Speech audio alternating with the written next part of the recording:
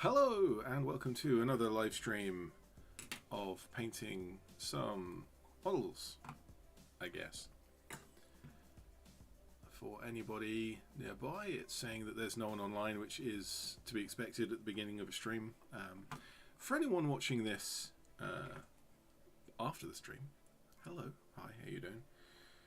And today I will be painting up my Sherman. I have both the Sherman 1, I believe this is a Sherman M4 in American service, Sherman 1 in British service, or potentially Sherman M4A1. Americans are weird like that. But I also have the Conflict 47 Sherman Tesla turret.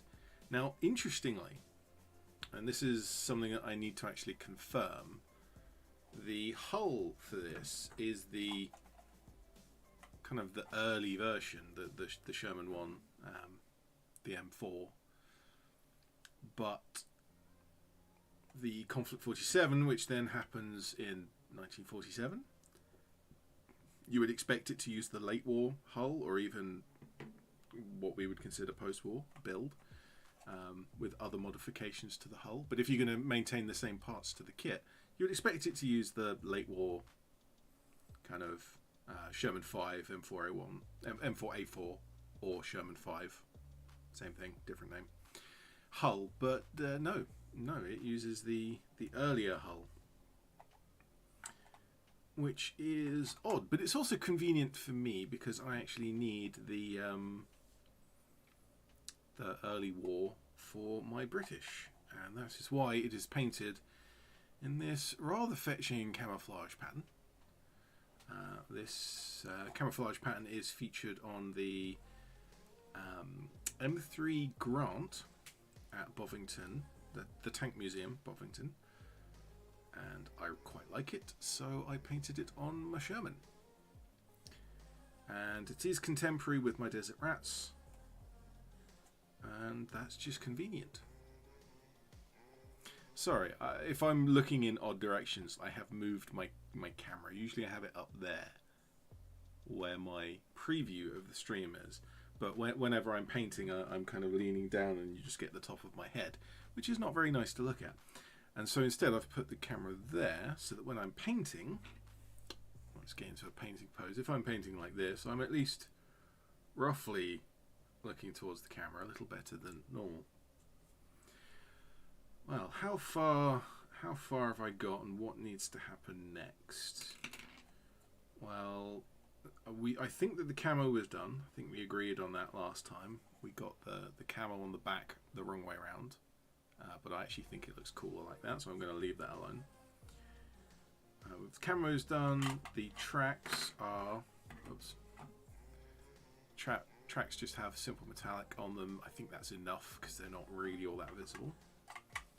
We do have to do the camo on, there we go, on the suspension and on the hull behind the tracks, but that's fine, that shouldn't take too long. But I've done so much lining on this camouflage scheme, I really want to do something different. So we'll paint the road wheels. We'll do the road wheels, and then we'll start picking out some of the details. We've got whole machine gun, we've got the tow cable, various bits here and there that we can pick out. We'll do the headlights. Headlights will be fun, tail lights. And then we've got the pintle mount. I think, is this a horn or siren, or is this like a floodlight? This piece right here, I'd be interested to know. I actually do not know exactly what that is. Could be all sorts of things, but I think I want to start off with probably some dark metallic. If I mix up a dark steel kind of thing, I can get a lot of these details done. Machine guns, cable, the aerial probably. So let's do that and see where that gets us.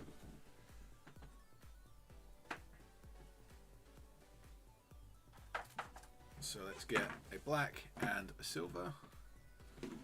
See what I've got on the wet palette. A mess is what I've got on the wet palette. Not a lot of water.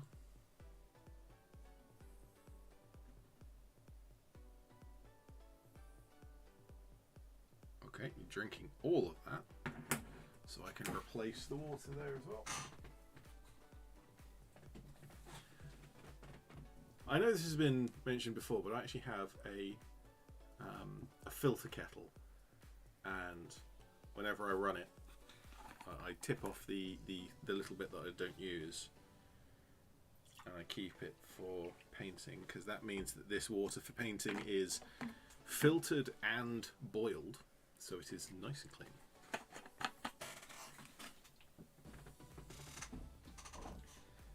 And because of that, I have never, that's not true, I have once, I have nearly never had to clean out my wet palette or anything like that. And the one time I did have to was when a certain northerner came down who licks their brush and used my wet palette. I'm very upset about such things. But other than that, I've never had to worry about moldy wet palette or anything, and I essentially just keep it wet the entire time. Very rarely does it get a chance to dry out. If I don't paint for a while, it gets close.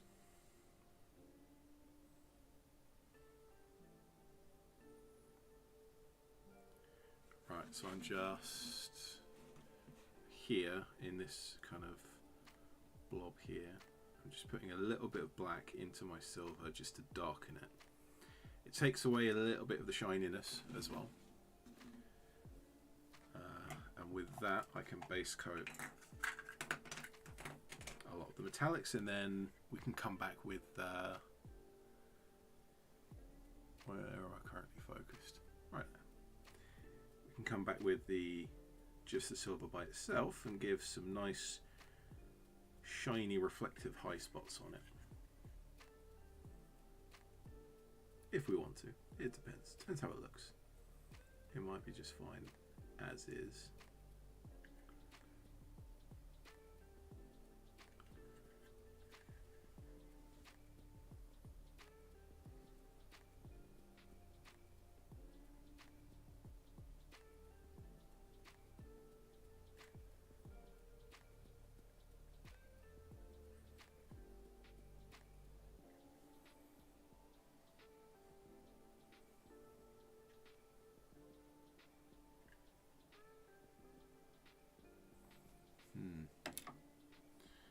This is a synthetic brush that I picked up, and it does not like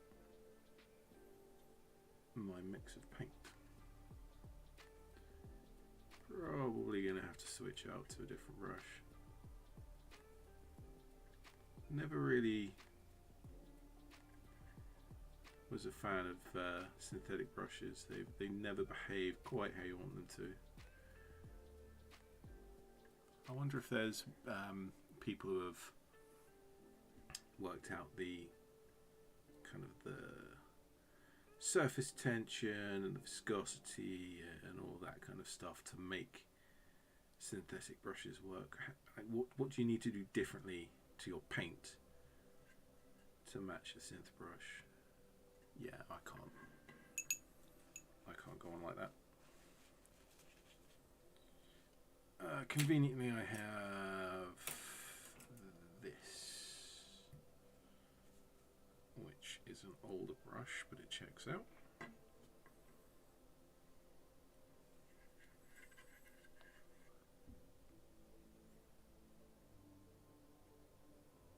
Yeah, see, that's how paint's supposed to go off a brush.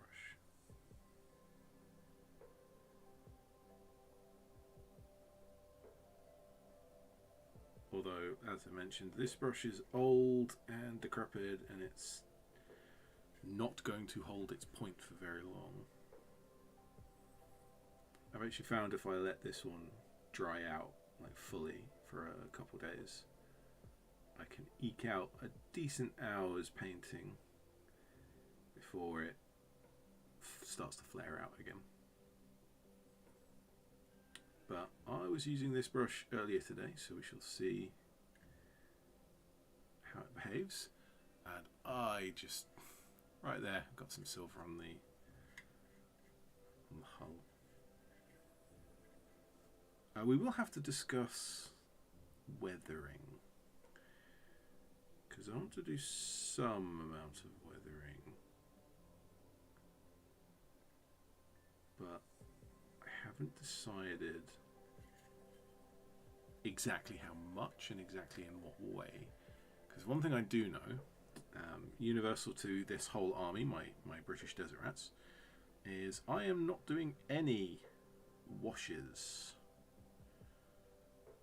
And I think I've probably snuck a wash in here or there on some various models, but for the most part I'm not using washes on my Desert Rats, because I want them to look nice and bright as if they are in the sunshine.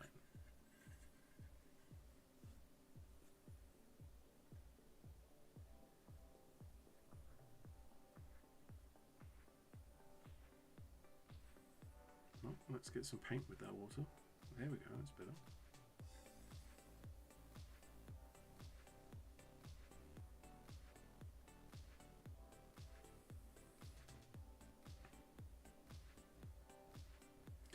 I think the decision came out simply because my Soviets were so much of a kind of base coat wash army. Almost the entire, certainly the main colour of that whole army is, in fact, I think the most common type of layers is primer, wash, done. for my Soviet army, there's a lot of that. Certainly there's a lot of primer, simple highlight and wash. I would say that's more common than literally just primer wash on any given area. But that is counting like the whole technique on the whole area. There's obviously in that technique there's a lot of the mid-tone is primer wash, whereas it's only the highlight that has an extra layer. That was horribly messy. As mentioned, this is an older brush and it's going to fray apart. I was hoping it would last a little bit more than the like 4 minutes or however long I've been using this brush.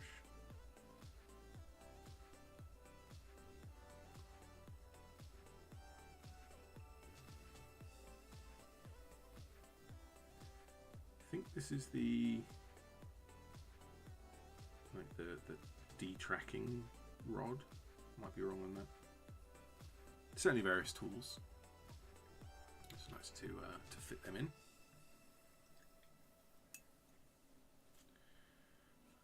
Is there anything else on the hull that we want to do in silver? I'll pick you out with some interesting colours. These might get black, just for some variation. Most of these don't need anything. There'll be a highlight, kind of edge highlight run around a lot of this. No, I think that's it for the silver on the hull. Let's give that brush a minute to dry out. Try this one. See if that's any kinder to us. Let's do the tool handles.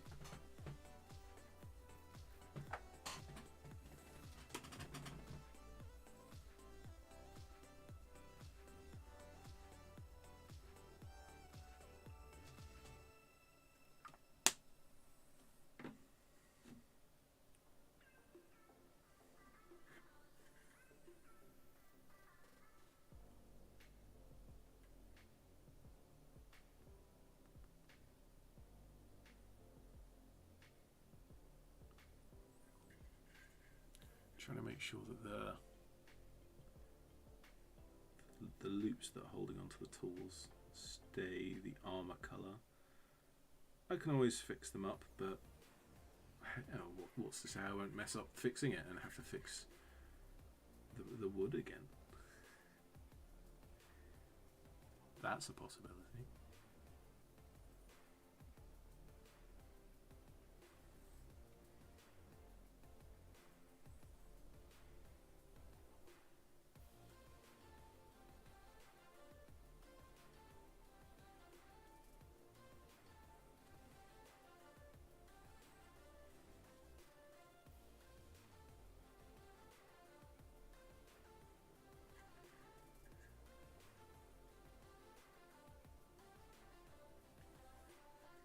Now the question here is, do I try to fancy mode some wood grain on these handles?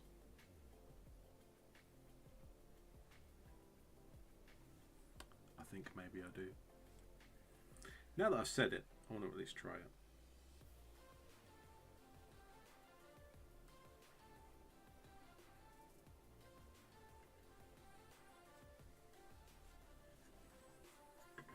So as we all know, wood grain is black. It depends on the wood, but very, very dark. Dark but translucent.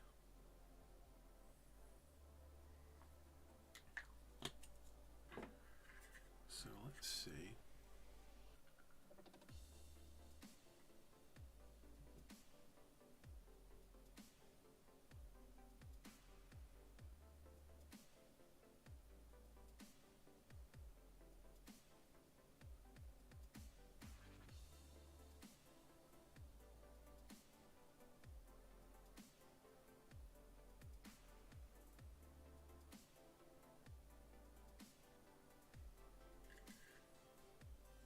You know, that does not look as bad as I thought it would. Let's get a real close up on that wood grain. How's that? I mean, it's pretty bad, but given the scale of the thing, that's alright.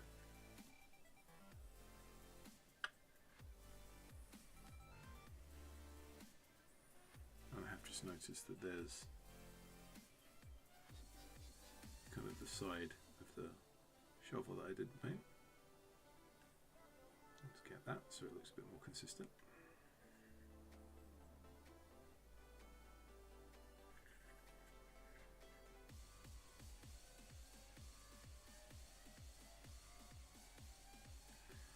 That's better. Oddly, this brush, which is the less sharp of these two, is holding its point for longer.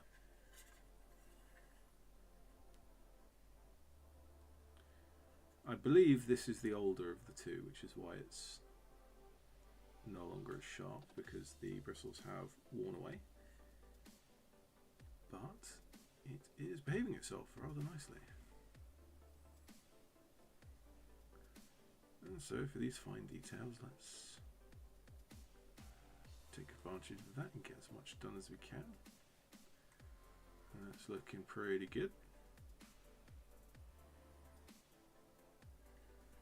That's not bad for the tools. It's a little bit messy, kind of around here where I overdid it, but let's move on. Actually no, let's get the body of these headlights. Just for some unrealistic colour variation.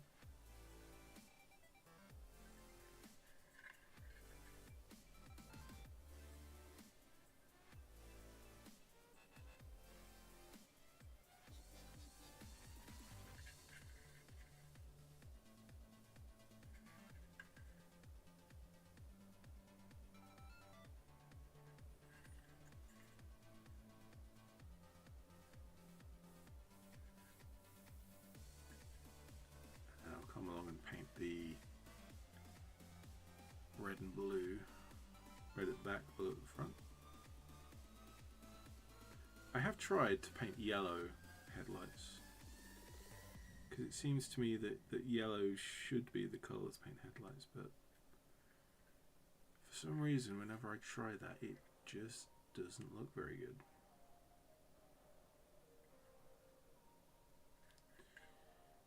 And yeah, that's that for metallics. I'll need to come back to the hull for the headlights and a couple of spots where I need to redo the base coats.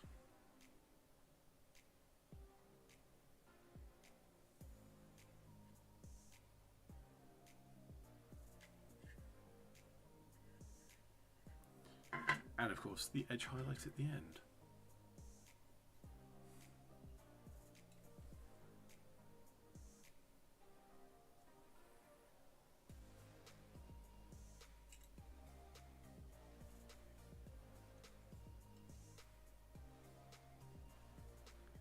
So that is the coax. And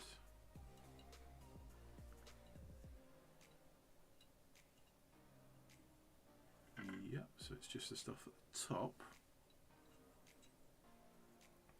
So let's get the I'm not sure if this is a 30 or a 50. I think it's meant to be a 50. The M2.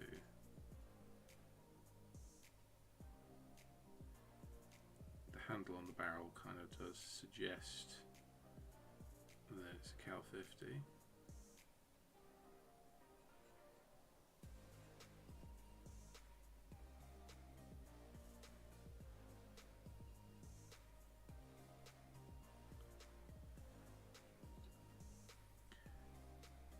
Let's get some paint in that water so that I can actually paint with it.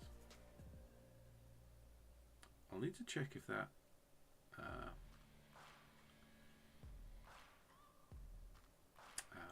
the handle on the barrel, does it have a wooden or leather wrapped grip, or is it just steel? So I know the spade grips at the back, we'll need to put those in wooden paint. Paulus the Mad, hello, how you doing? Come see how it's working. This is working well. As far as my brushes are working, they're working quite terribly at the moment. I do have a new brush, but it's kind of like I don't want to quite start it just yet. I may break down and start using that by the end of today, because my two brushes here are not playing along. I actually have the same brush 3 times because I like this brush. It might be interesting to see the difference that a whole bunch of painting makes. So this is my earliest one, and you can see that does not come to a point anymore. This is my next one, which tries to come to a point, but once it gets a little bit too wet, it kind of flays out. And this is an unused example of the same brush, and that comes to a very fine point.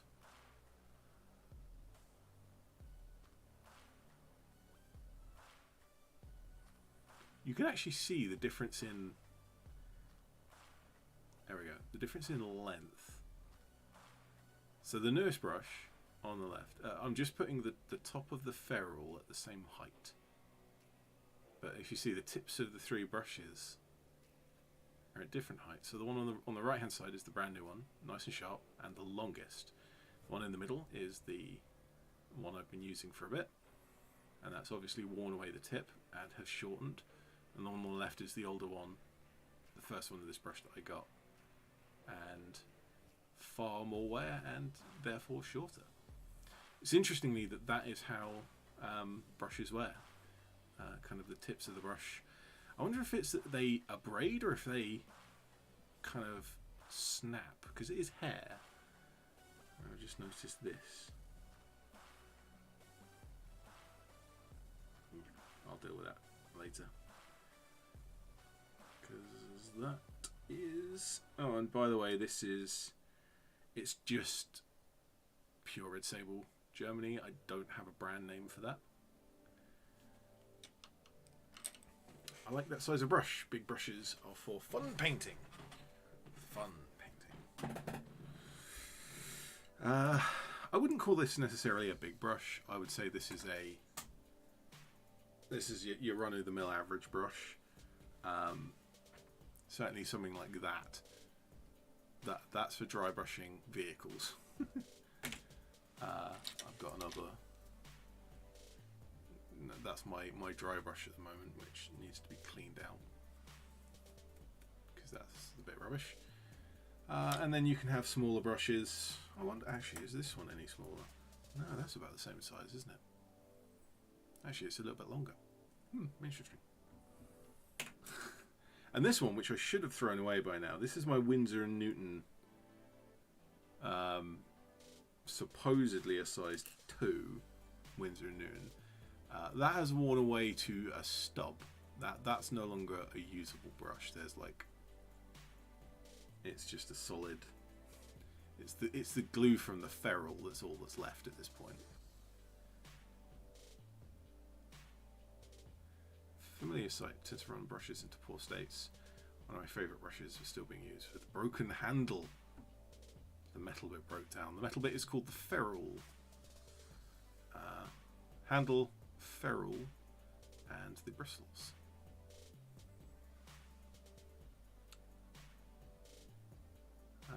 Go-to size for regular painting is a 7 or an 8. Used to be a 10.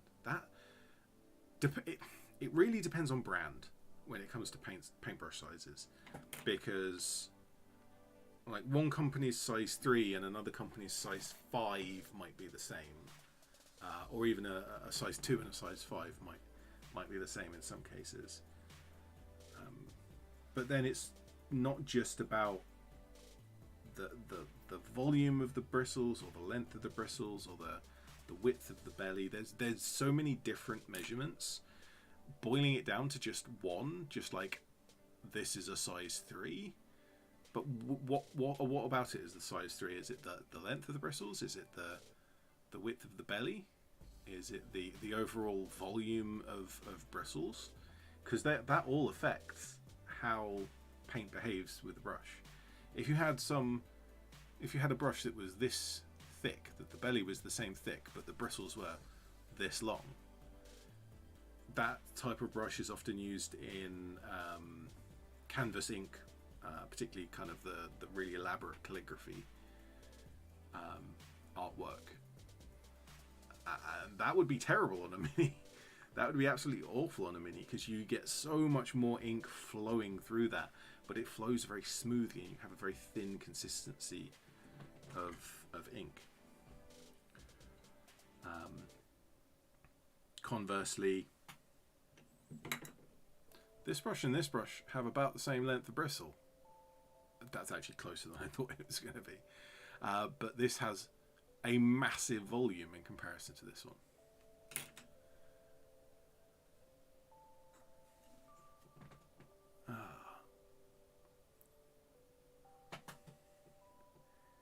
Yeah, it would have to be... You would almost need like 5 or 6 different numbers, and you would say, I want a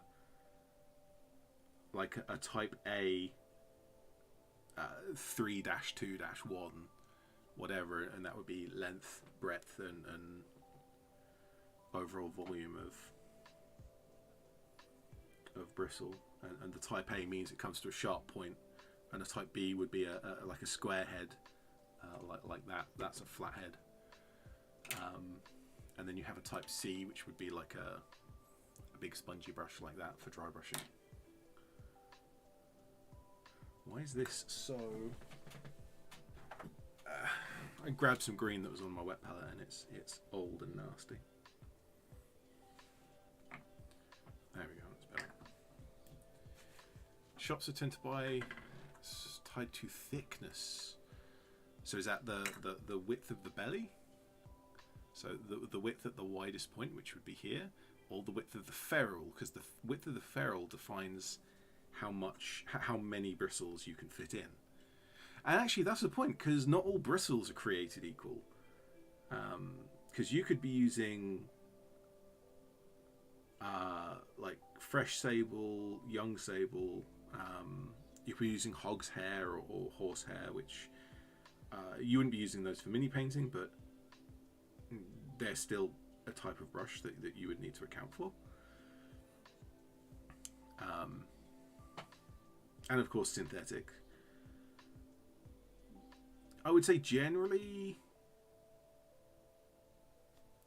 most of the time I do see the type of, like the source of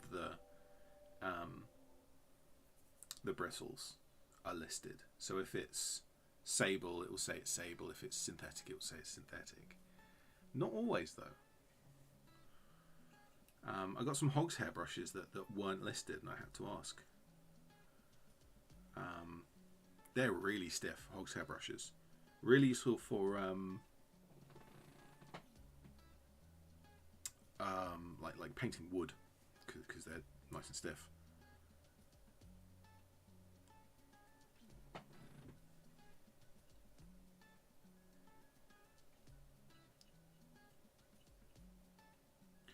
Did we actually come to a consensus as to what this is?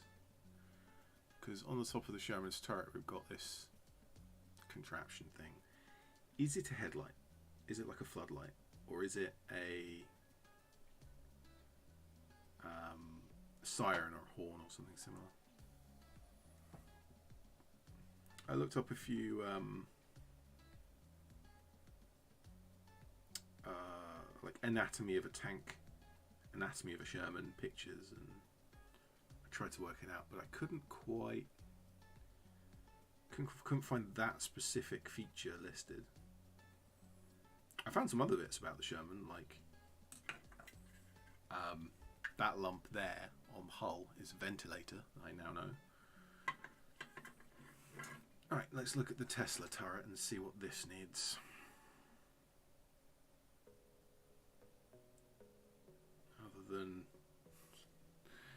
Other than stripping it and starting again, because it's pretty... What happened with the base coat? I'm not sure if you can quite see it. Yeah, you can't really see it on camera. But the base coat in the tan here and here is pretty patchy. I did it all with the airbrush, so it should be relatively smooth, but it ain't.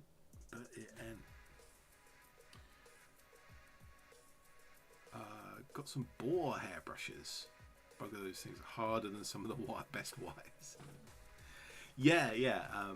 Hog's hair and boar hair. I don't think I've ever had a boar hair, but hog's hair it wasn't quite a wire brush, because I do actually have a brass wire brush, which is like, that's aggressive. You could take that to the soles of your shoes and cut through the rubber kind of thing.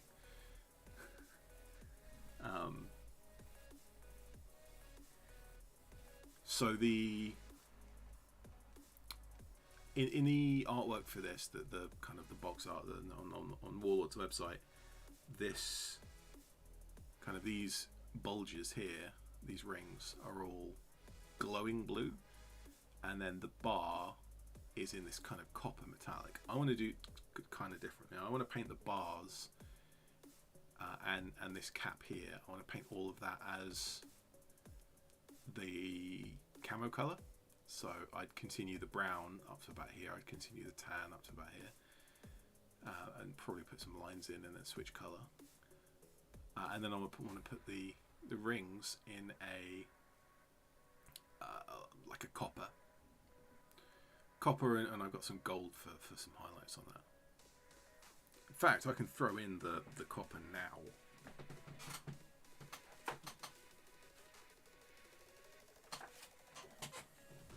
And by copper, I mean rose gold. Look at that. So this is actually a craft paint that I'd emptied out this pot of paint of whatever was in it originally. And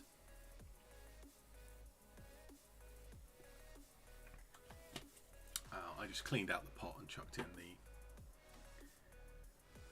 just decanted it from it, well, detubed it. It was just a tube of craft paint that I liked the colour of.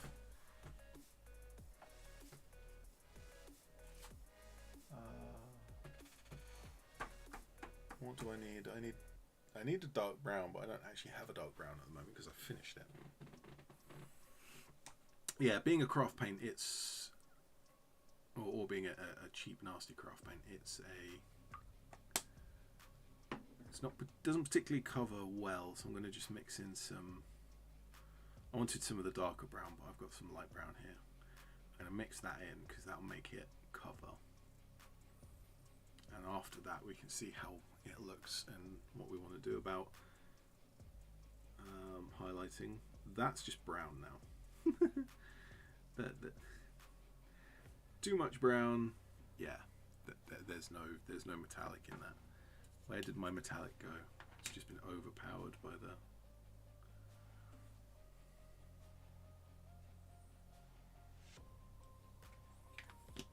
I think that little bit is a lamp. Yeah, that's one of my theories, was that it's that has just totally overpowered the craft paint.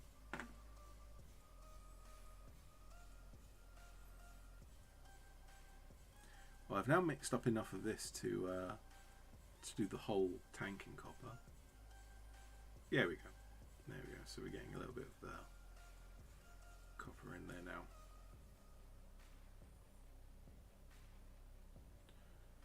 Although it is a little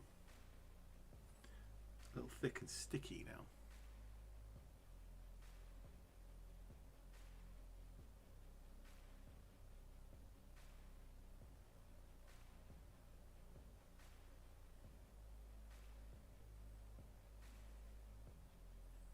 Yeah, it's going to look good. I want to get the hue, because I'm using gold for a highlight on this.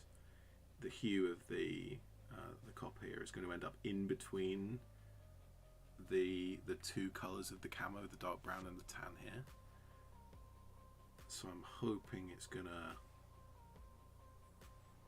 not necessarily bridge the gap. That's not necessarily the term I want to do, but I want to make it look like it's tonally in keeping with the camo pattern. That's why I wanted to go with copper for this in the first place, rather than the glowing blue. The glowing blue looks great on the green armor paint that they've got on the kind of the box art example. And I did paint blue on my Zvorovsky projector, the ZP turret for my T-34.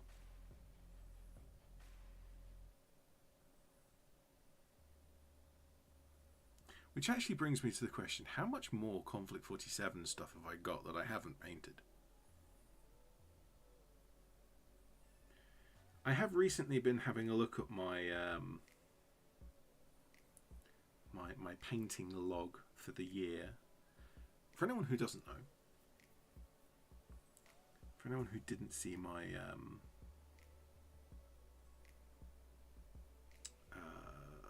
my yearly pile of opportunity video that I do every December, I had the idea, which I said in the video without thinking of how much work it was going to be. I had the idea to keep track of every model that I painted versus every model that I acquired. And that's not bought, that's acquired by any means. So if someone gives it to me as a gift, or if I win it or anything like that, it still counts, because that's +1 to the models that I own. And my goal was that for every 2 that I acquire, I should paint 1. rather than saying I'm not going to buy any more models until I paint X amount, which is more of an ultimatum and it's not quite that fun. If you say for every model that I paint, or for every 2 models I paint, I get to buy 1 more, that's more fun, and that's a bit of a... It still reduces your collection, but it's just more fun in terms of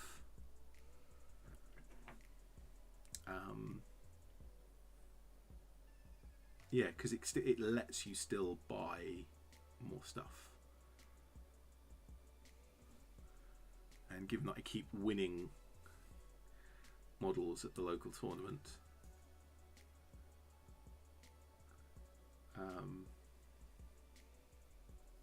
I keep coming right in the middle of the pack. I never seem to do very well, but I never seem to do that badly. And there may have been once or twice where I've come pretty low on the rankings, but most of the time I come about in the middle.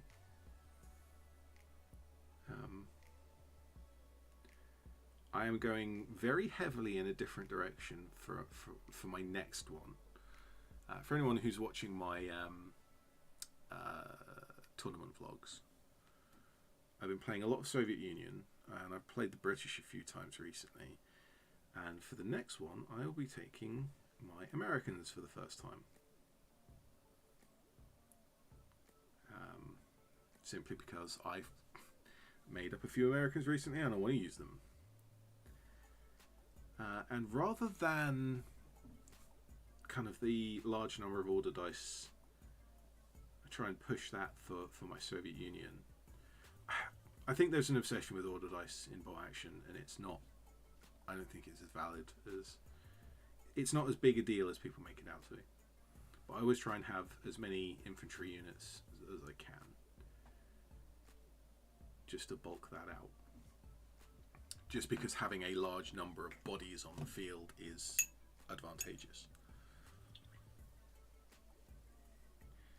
Whereas my Americans are going to be a large number, or a very small number, of veterans. So it's a small game with a smaller limit on order dice, but I'm coming in at half the limit on order dice, which is very, very low, and that's very different from how I do things. Where is it? I should try that stuff, but I got 2 3D printers to try and fix up and use, and those will become a bit of a problem. Yeah, 3D printing's a whole hobby. 3D printing is a whole hobby in of itself.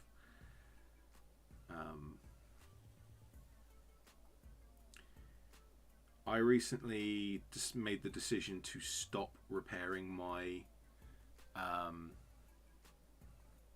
my longer Orange 10. It's a resin 3D printer that Ratman gave me. Ratman, who's appeared on my channel a few times.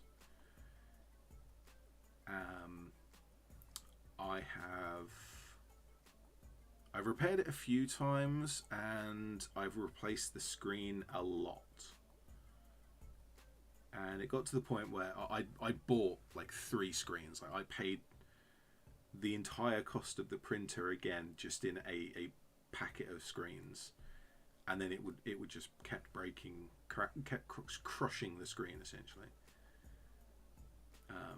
Because I don't think it has any protection, like overpressure protection. Like if there's any imperfection on the print bed, or if there's like a bit of like a loose bit of resin still in the vat, and it presses down on the screen, it has no way of knowing, it has no way of sensing that, and so it just keeps pressing down until it hits the Z position, at which point it's crushed the screen.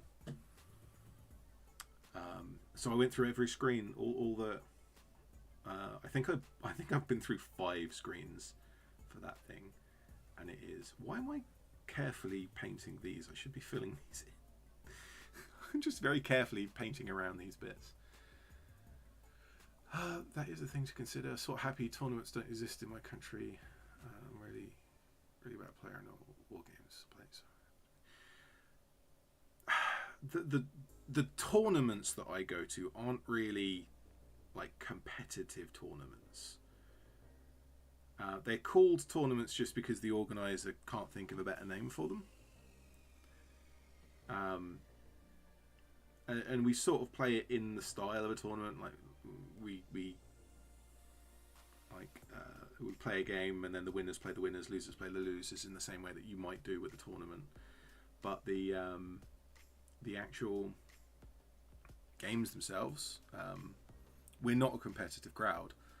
Like, there's a few of the guys who are like pretty good players, and that I will always lose to just because they are. And they don't power game. It's not like they've brought like this really incredible list. They often they'll pick a solid list, but they'll just play really well just because it's how they've played for so long. Whereas I will deliberately turn up with silly things.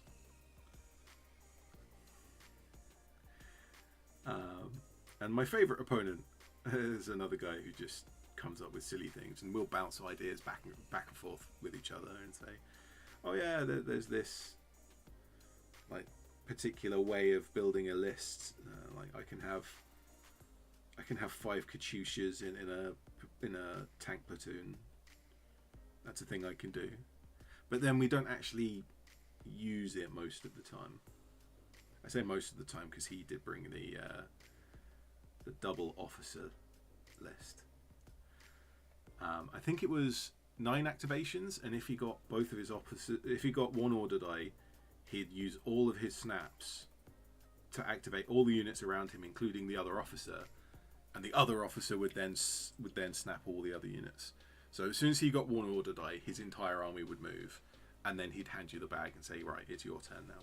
Which is totally not in keeping with how bolt action is supposed to be played. But it's funny. And surprisingly, it did well enough. It wasn't a good list. What do you think about these pipes? So I just painted these pipes at the back, which is kind of ammo storage. I painted the kind of the loops on the gun copper.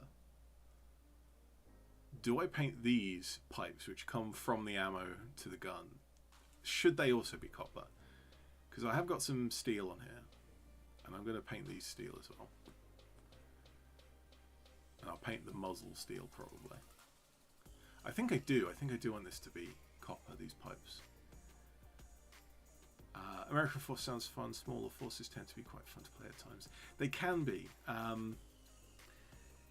I'm worried that it doesn't have a lot of presence because it's only 2 infantry squads. Now, even though it's smaller, it's a small game, so it's only 500 points. So having 2 infantry squads might not be that terrible. But yeah, we'll see. I'm going to do it anyway. I'm going to use it. I'll try my best to see how it plays. But it is a case of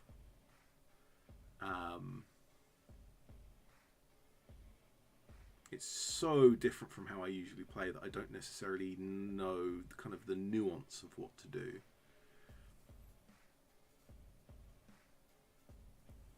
I'm going with the US Marines just because they have some of the better infantry options.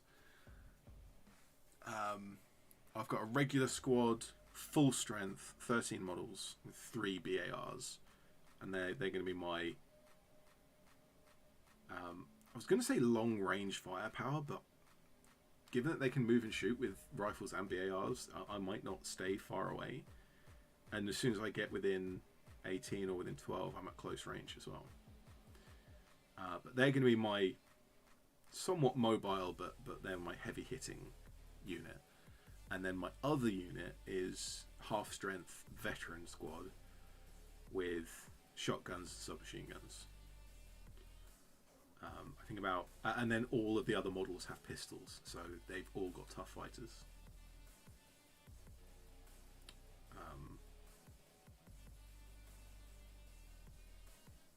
Copper pipes look good, fond of that. Also, sometimes use brass to mix with copper, it's a bit yellower.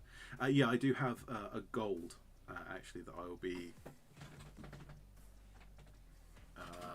bright gold, in fact, that I'll be highlighting these up with. I'll leave that for a bit later because I want to give the craft paint doesn't like to hold unless you let it properly dry, so I'm going to give that a bit before I put any more layers on. Tournaments don't exist at all. Narrative scene is so small that everyone in it is so small because people idle how to play. Wow. It's the old way of doing things. You can't find a gaming group? Congratulations, you are the gaming group. Find some friends and teach them how to play. The amount of times I've done that with various games. I did that with 40k like 25 years ago. I did that with a lot of different RPGs that I was playing a lot all at the same time. I had an RPG group once that, but like, I think all told there were about 15 people in the group, if you counted absolutely everyone.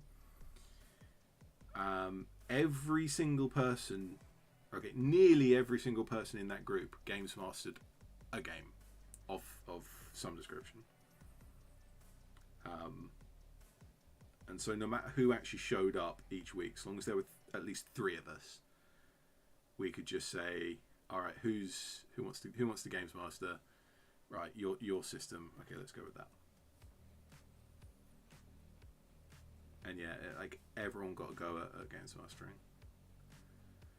And then more recently, got back into the war gaming, the kind of the many models on the table thing, and yeah, I teach people how to play bolt action now. I've taught 4 people. I've taught 3 people, and I'm about to teach a 4th person how to play bolt action.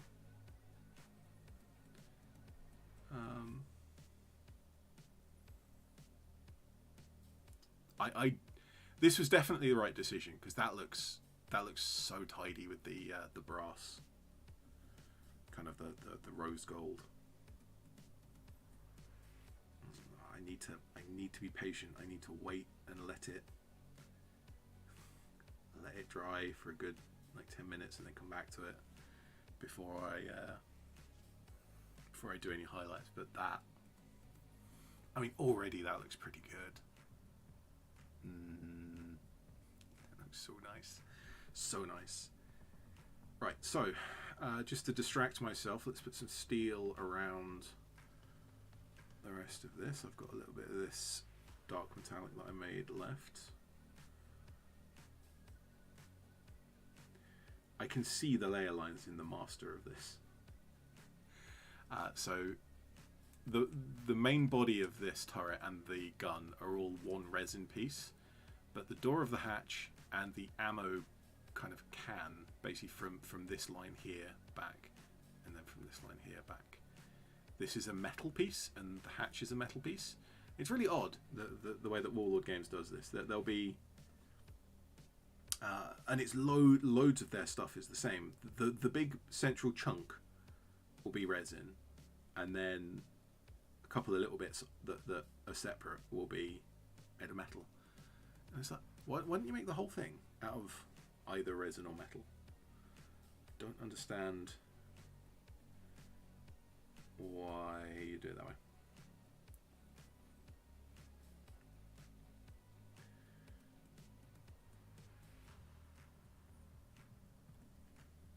And it might be to do with the material properties. I haven't necessarily thought it through.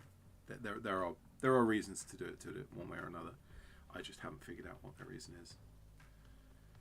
Oh, I seem to have painted camo on this bit previously.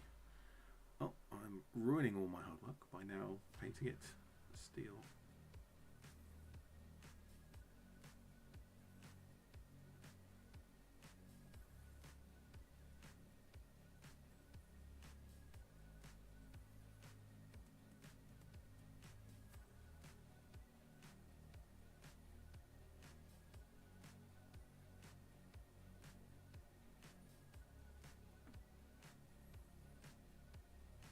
Yeah, I like that. I like that a lot. Let's get about to run out of this.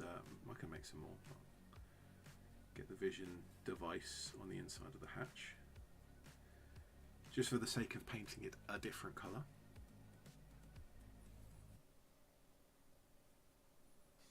Sometimes that's all the reason you need to paint something a different colour, is just let's have something that's a different colour.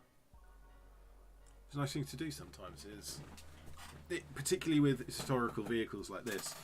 In reality, the entire Sherman and everything on it would just be slathered with the same camo paint. Like all of the tools would be tan, and all of the the tow cable would probably end up tan as well.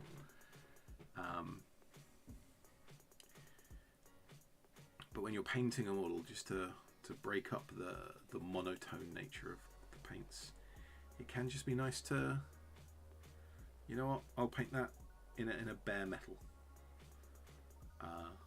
I'll paint the bolts a different colour, or I'll paint this or that some colour that maybe is ahistorical, but it just emphasises the shape of things and makes it a little more interesting.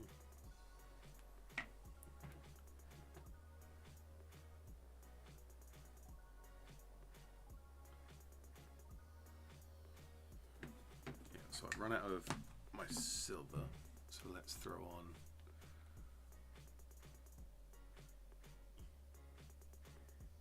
a little bit of just the pure silver as an edge highlight.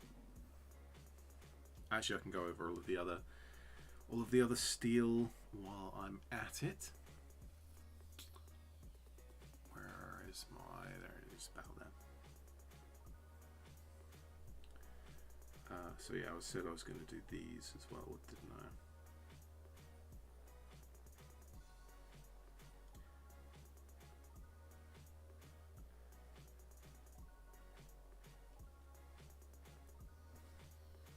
It's another thing that I've seen every now and again is, and this goes for not just historical vehicles, but any kind of vehicles with rivets. I saw someone saying that they were kind of scared. Like, I think that's the actual word they used, is scared. They were worried about painting this. I think it was a Lehman Russ, and it's got so many rivets all over it.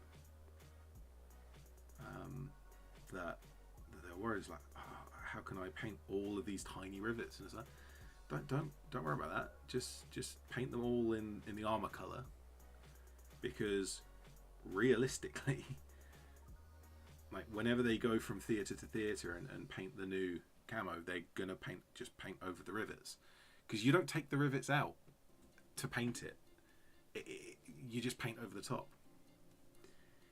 If you're ever in a museum and you find a World War II vehicle, particularly one that actually saw a lot of service, have a close look at the things like the rivets and the hatches and the little clamps and the stowage bins, and you'll find, in some cases, you will eventually find, if you look at a few different tanks, that there will be just layers and layers of caked paint over the top of it. There's a, what was it?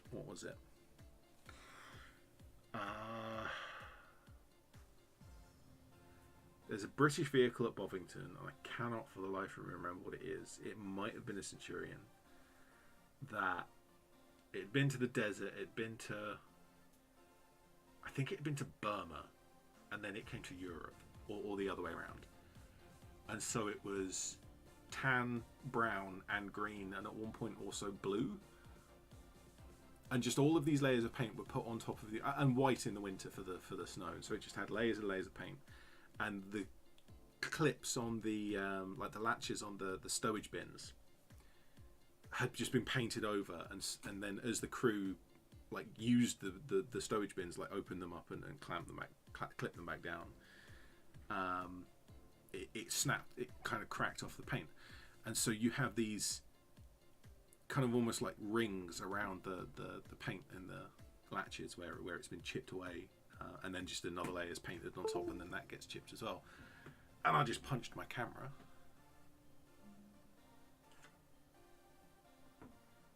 and that's a disaster. Excuse me for a moment while I fix my camera. There we go. Okay, it fixed itself.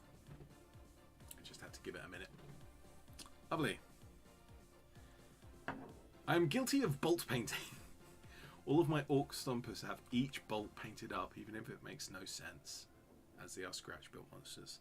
So here's the thing, with particularly with fictional vehicles, but historical ones as well, you absolutely can paint every rivet if you want to. That's legit. What I'm saying, what I meant by that was that you don't have to. You should feel no requirement to paint every single bolt on a vehicle. And even it makes sense in some contexts for the bolts to be bare metal. Like take the Orcs for example. They're in some cases they'll be salvaging metal from. And here I am painting the rivet silver in this example. How would you look at that? I mean, you can't look at that because it's horribly out of focus. There you go. Look at me painting rivets. Because they've salvaged the armor plates from somewhere, and they haven't repainted them. They've just taken them off, cut them up, and bolted them to their new vehicle, the Stomp or whatever it is. And that's that. Why would you need to worry about it? All right, I wanna finish off the last of the grey on this model. Not necessarily a big step, but it is a small milestone to have all of the grey covered. So get the tan out to about there.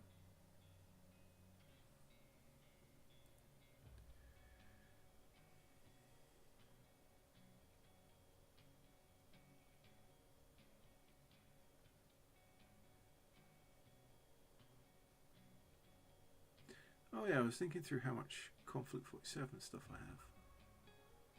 And I don't actually know.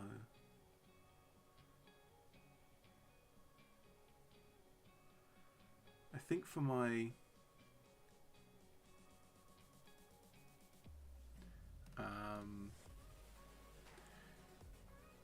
my Soviets, I have the T-34 ZP, Daughters of the Motherland Infantry Squad and Patriot Team, and the Armoured Officer. Yeah. For the British, I've got the Armoured Officer and the Tesla turret for the Sherman. Don't think I have anything else. Although I definitely want the I think they're called the Grenadier, British Grenadier Squad. Just because it's the only miniatures I've ever seen with the EM2 rifle.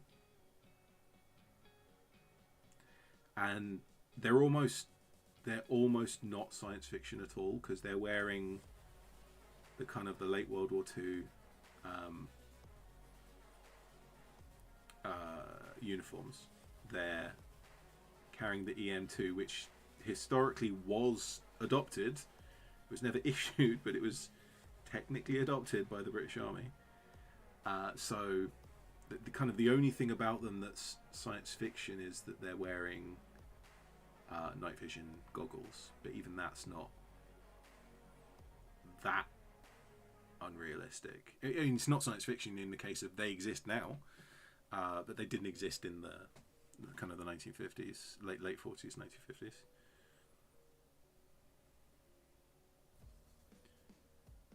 So I definitely want that at some point.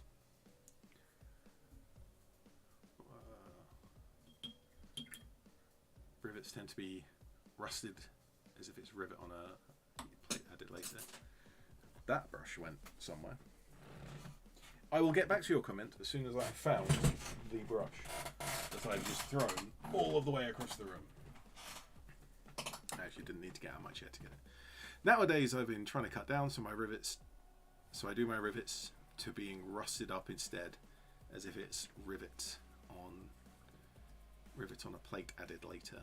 That's how a few tanks of mine look. I've been trying to make more of a Mad Max tech. Oh man, I saw something recently that looked so wonderfully Mad Max. What was it? It was like It was like an old Wild West wagon, big wagon wheels, and then the body of it was like this, like a barrel, like one of those old wooden barrels with the metal banding, but obviously the size of a tank basically. But all of the banding, it was these really thick, rusted steel bandings with spikes all over it, spikes on the wheels, and it's like you've just combined the Wild West with Mad Max, and I'm here for it. That looked amazing. I'm trying to remember where it's from. I have no idea. Right, I'm going to try and get the last of this dark brown, because this paint has been on its last legs for far too long, and it is as good as dead. I may have to do the rest of this with a different brown. See if I can get as much of this as I can on.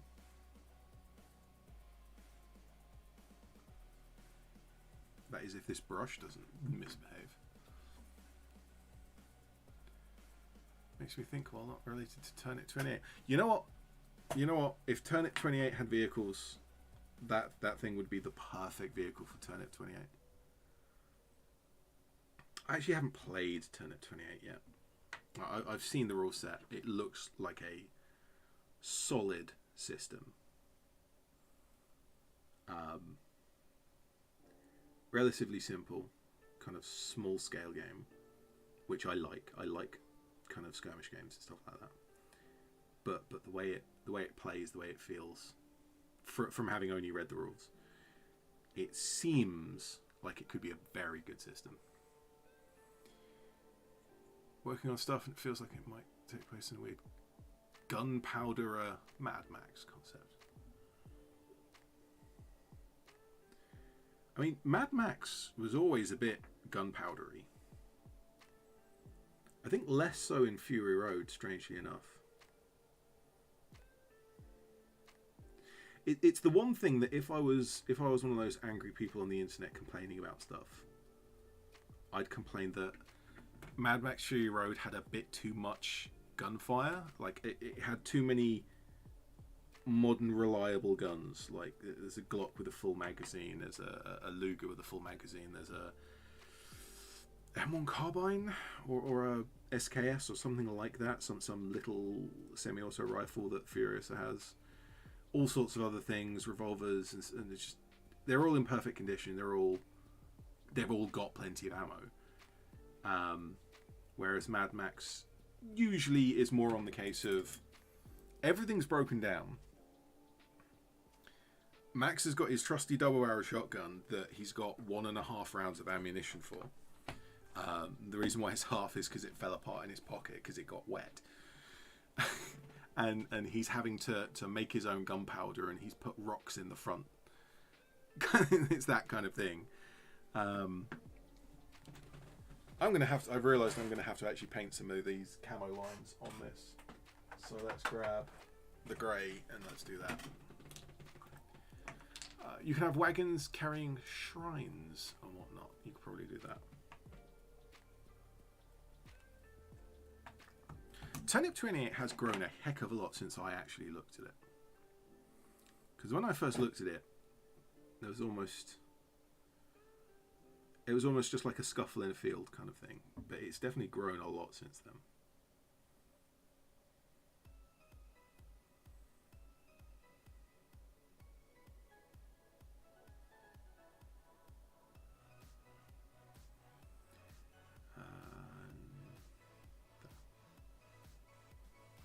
I have drifted out of frame from when I moved my chair to pick up my brush, I assume.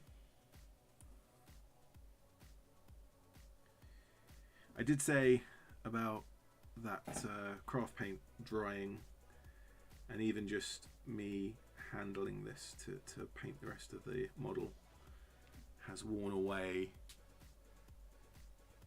kind of, I'm not sure you can see it, but in the middle of each of those bulges where it's the highest point, just the whole way along has removed a lot of the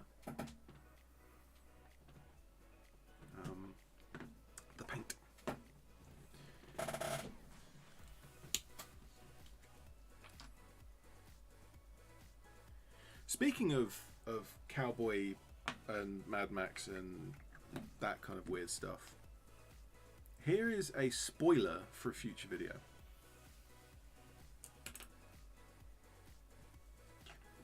Because this is the other model I've been painting today.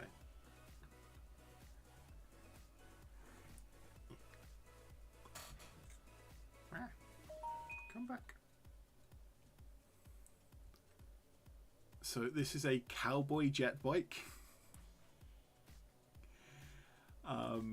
This is a kit from Wild West Exodus. They're the Iron Horses, and they are absolutely amazing. I've done a little bit of kit bashing with this one. Usually you would have there's a little, like a little cow catcher sticking out the front. They come in two in the box. The other one has the cow catcher. This one does not yet. Actually, I think I'm going to leave it off of this one. But how's that for a sci-fi cowboy, sci-fi western? Just silly, and I love it.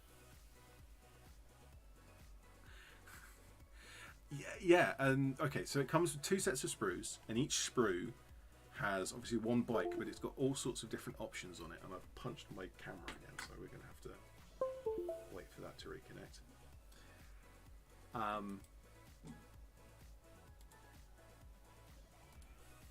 There we go. Good. We're back. So yeah, you get 2 full sets of the sprue, and on each set of the sprue you get a jet bike with. You can have it plain. You can have it with these massive chunky armor panels, or you can have it with focus. Whenever it reconnects, it loses focus. Kind of a smaller armor panel style. So there's various different ways you can build the 2 bikes. And on top of that, you get, I think it's 5 riders. And it's because Wild West Exodus, like every faction in Wild West Exodus can have the jet bikes or the Iron Horses. And so they just include every option. And so I now have 10 riders for these 2 bikes. I think it's 5 each.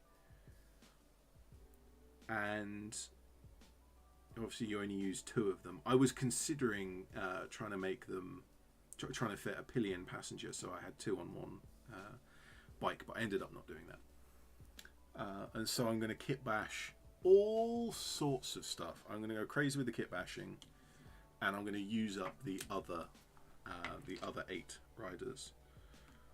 So one of them's a cyborg, kind of android sort of thing, robot dude. One of them is a traditional male cowboy. There's a traditional female cow lady, cow woman. Western gunslinger lady. And one of them is more of a Confederate soldier, which I'm less interested in, but you can certainly kit bash that to be something a little less, well, a little less that. 40k guy, yo, what's up? How you doing?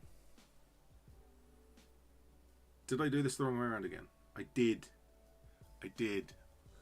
I've just done the camo the wrong way around again. I just automatically go for it that way around. Right. I don't want to have it the wrong way around on the gun. So let's do that again. Grey covers everything nicely, and then the white goes nicely on top of the grey. Oh god, it's the fact that you get so many riders. Might start to kit bash stuff with them. Yeah. So I've already... it's not on my table. I don't know where it is. It's somewhere on my shelving behind me. I've got a mono wheel, like a sci-fi single wheel where you sit inside the wheel. It's a ridiculous machine. I've got one of those that I 3D printed. I've had to 3D print it on my FDM machine because my resin printer's dead, as we mentioned earlier. But that is...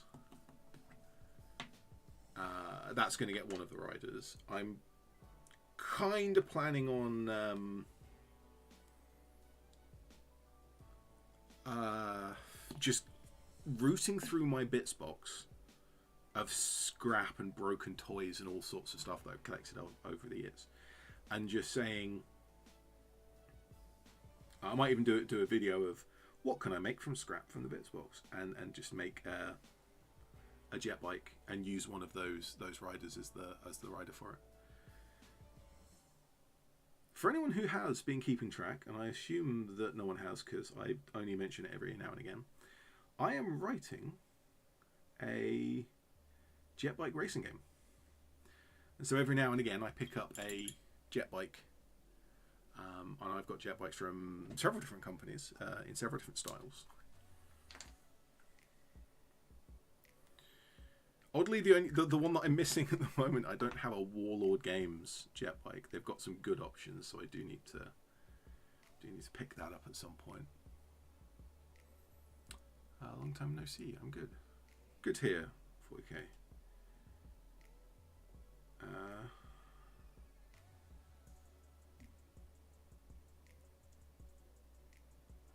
Yeah. So I've got, what have I got? I've got one from Mantic. I've got the Enforcer jet bikes. I've got a couple from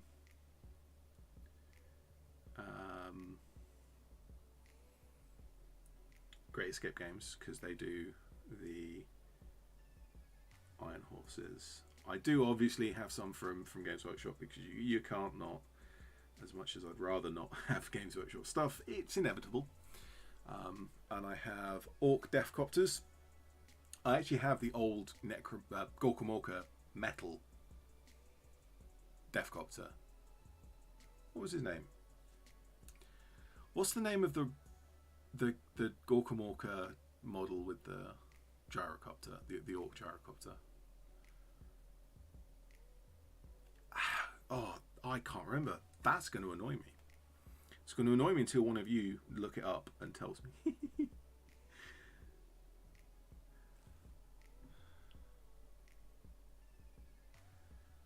Because I've got that, but I've also got some of the plastic Assault on Black Reach, was it, with the Orcs? I found those in a bin bag. That was fun. Have I told that story? I think I've told that story. I can tell that story again. I can tell every story over and over again.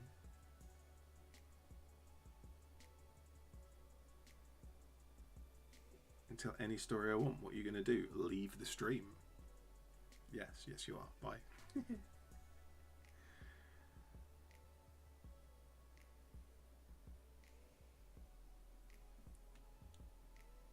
Speaking of the stream, well, I've got 3 people watching. Something that the algorithm decided to just squash and not share at all in any way. I recently posted on the community page of my channel a link to a private video that is the release of my Dregmex ED-SKaR. Is that his name? Dregmex ED-SKaR. Nice.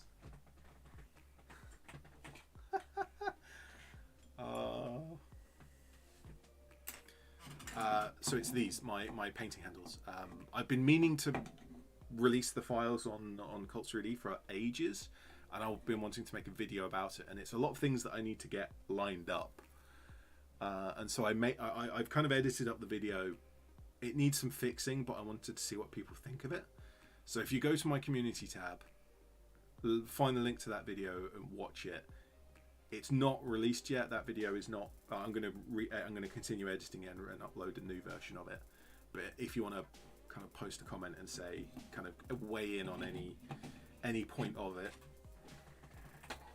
because that video is not it's not like an advertising for my painting handle. It's more of a technical manual.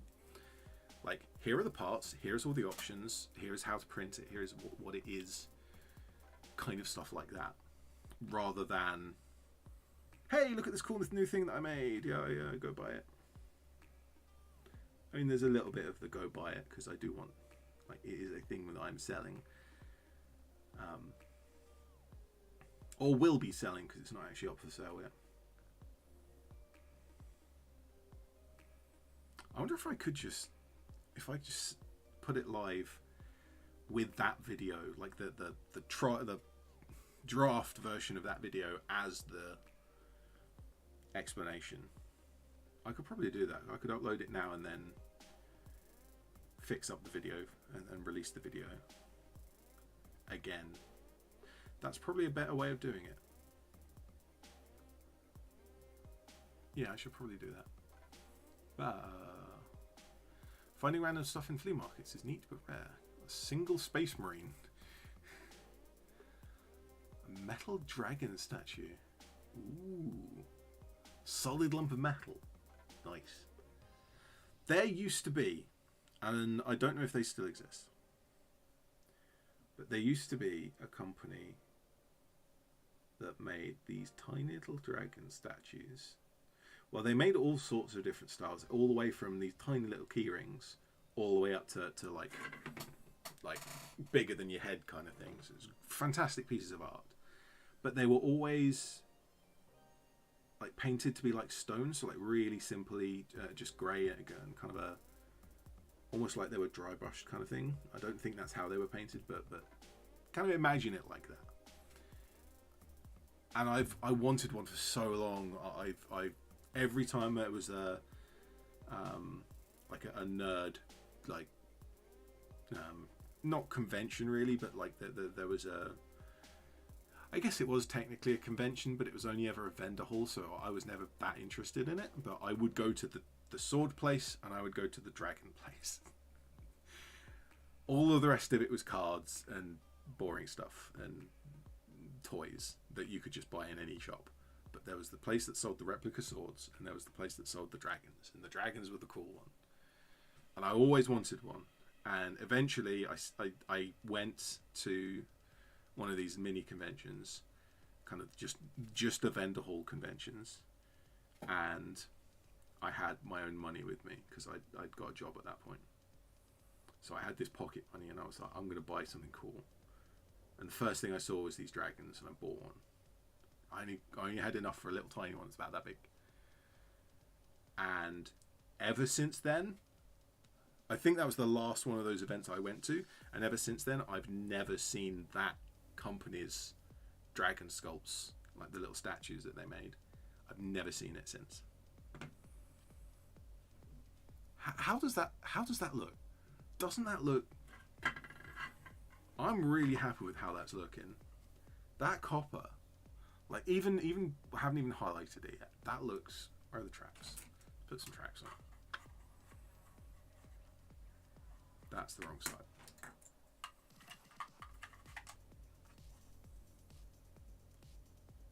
I'm really liking... I agree with my own decision to make the metal on the turret copper rather than that glowing blue. I like the glowing blue, but oh wow, this is looking good. So let's see if I can do this with that.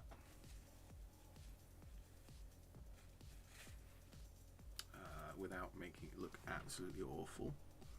Let's at least do an interim layer. So I'll mix in some of this gold with the copper. Dear of the toilet, hello, how you doing? I've got to stop reading people's names. Well, no, I'm gonna read people's names because it's polite, but some people have some strange names. Dear of the toilet says, what is your favourite World War II era tank? Oh, that's difficult. That is... There are so many. I love me an armoured car, though. I like me an armoured car more than I like me a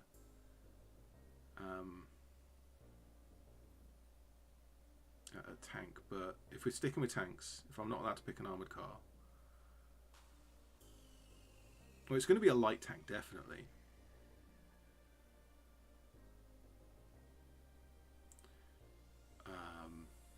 I like my T-70. It's the first tank that I printed for Bolt Action was my T-70, and that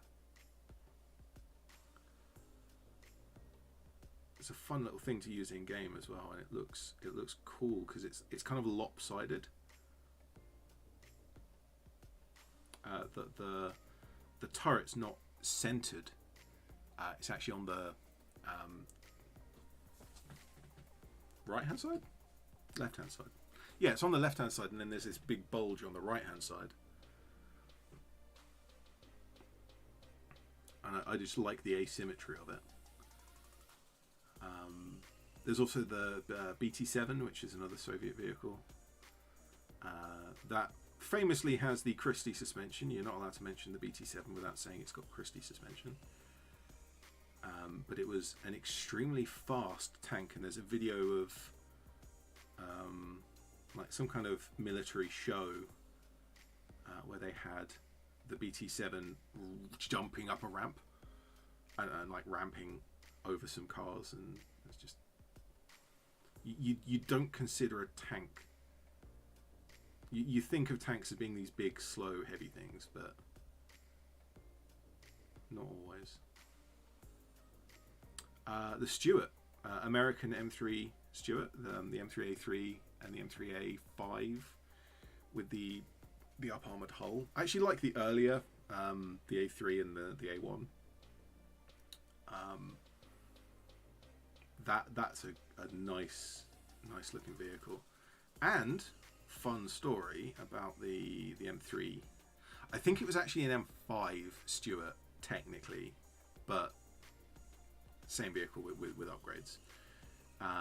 But the tank that they used to build Tank Girl's tank in the film Tank Girl was an M5 Stuart.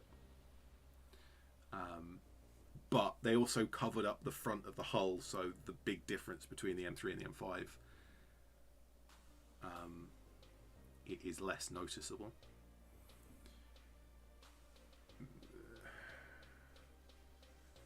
What else? Panzer III, German Panzer III. Again, it's all the light tanks that I like.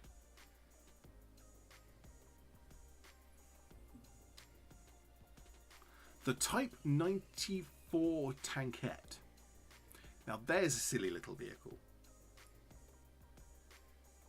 There is a very silly little vehicle. It's the size of like a BMW Mini, like the new Mini, not the old one. It's got a crew of 2. The turret, it's got a turret where the commander sits, and the turret's got a machine gun, and that's it. It is a tank by the description of it has a turret, tracks, and armor.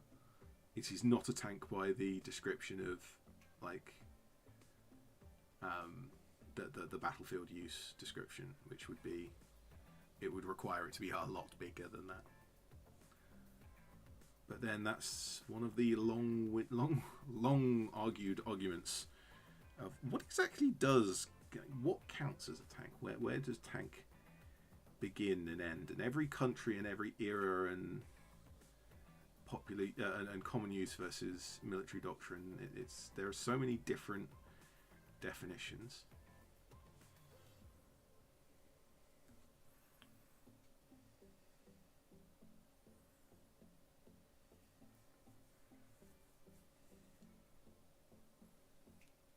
That's looking really good now.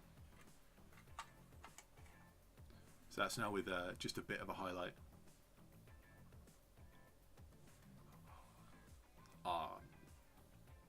I'm loving that. I need to make the rest of the tank look good enough to warrant that.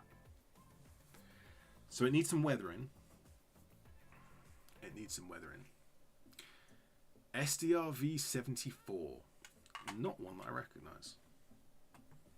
Let's see if I can quickly look that up.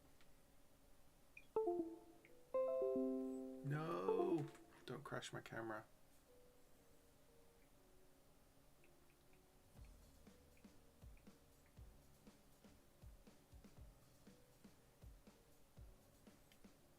That looks British inspired. The suspension looks like, actually no, it's more Soviet. Oh, Swedish. Interesting. It's good looking, I'll give you that. Hello, Rustigator. How you doing?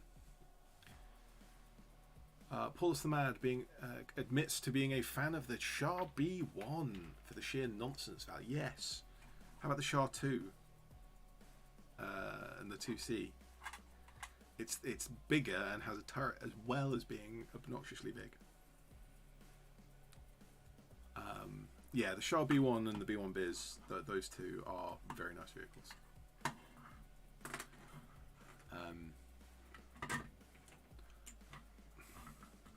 Oh no! Oh, I lost the hatch. It's broken. No. Oh, we can see if my lines line up, and they do not. I do have a commander to go in this vehicle, so I can glue that to his shoulder. Like the vision thing, I can glue it to his shoulder and I can keep it strong. They are all gloriously silly. Yes, they are. I tell you what though, if we're talking about the SHAR, sorry, the B1, the SHAR B1's grandfather, the Saint Sherman. How's that for a silly vehicle? Oh, I love the Saint Sherman.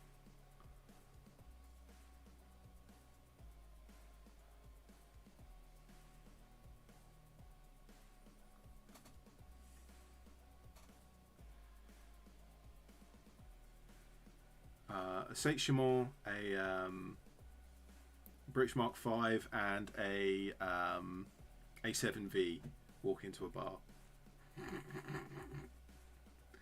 Barman says you're welcome.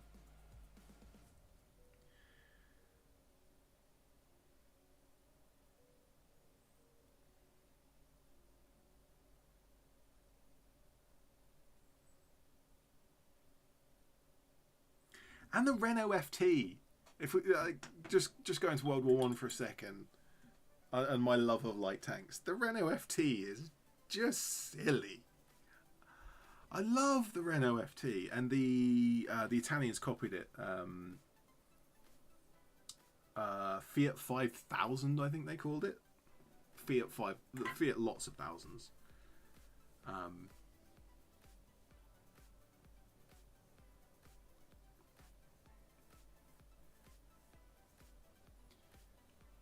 M50 Ontos looks very cool, but at the same time looks a bit weird. I mean that's just the kind of thing that I like. Kind of a bit weird. And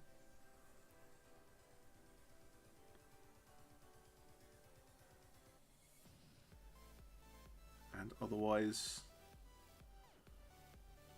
yeah. I just end of sentence. I like vehicles that look a bit weird. I need some more. I'm going to paint the road wheels, so I need a bit more grey. I would actually be interested in playing... I have plenty of grey. I need more black for my grey. I need to darken it. I'd actually be interested in playing Tank Wars, Bolt Action Tank Wars, but with World War One vehicles. So Saint Sherman, Mark III, Mark V British. Versus just a horde of A7Vs and the various armoured cars that the Central Allied powers were using.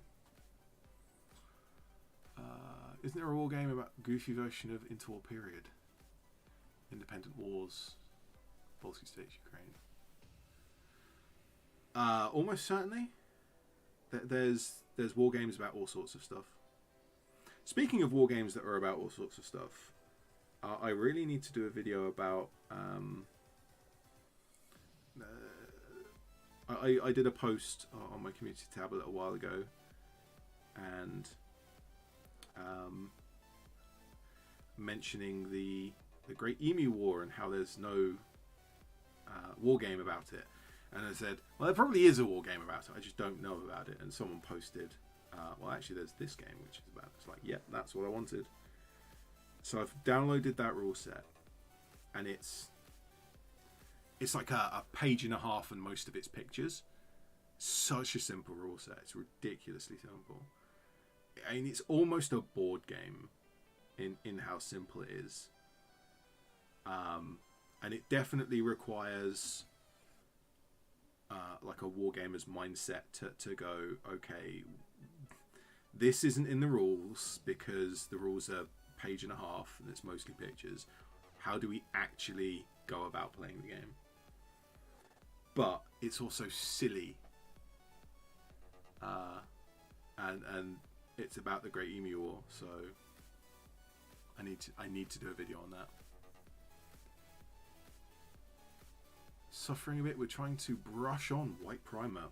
That sounds like a horrible time.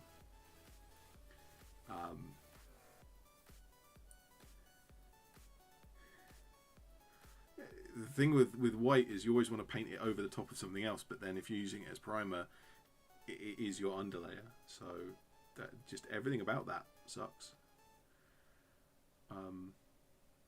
I have had spray cans of white primer before, and I think that even that is a bit silly because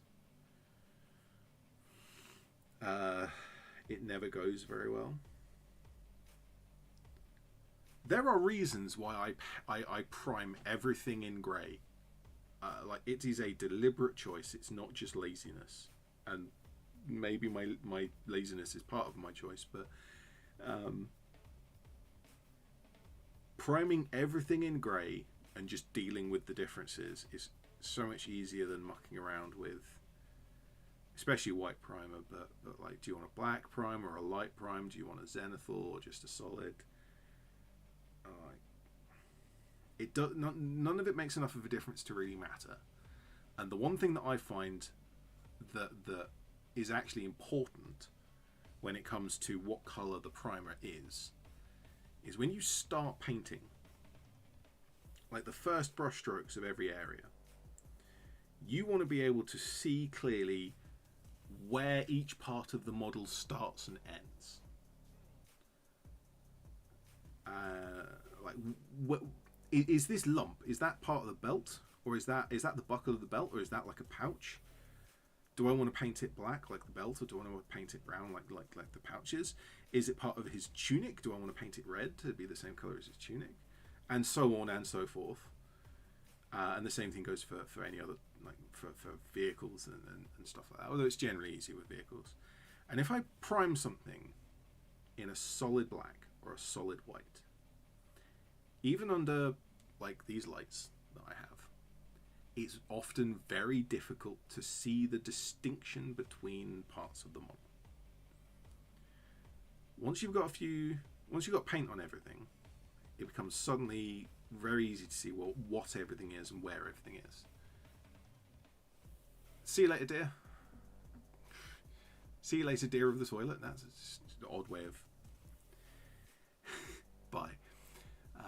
Been trying to mix priming black is neat for miniatures and mixing with grey is neat for my style. Yeah, I mean, obviously, like, everyone has their own style, and this is just what works for me.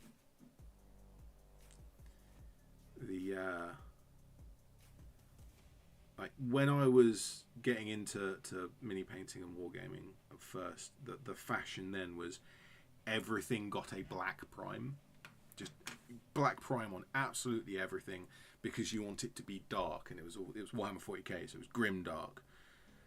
And you got to grim dark by priming it black, and you started there, and you kind of made it all gritty and realistic. And I mean, there was still a lot of the kind of the 90s bright colours stuff at that time, but even that was done over black prime, because it's 40k and it's all gritty and realistic.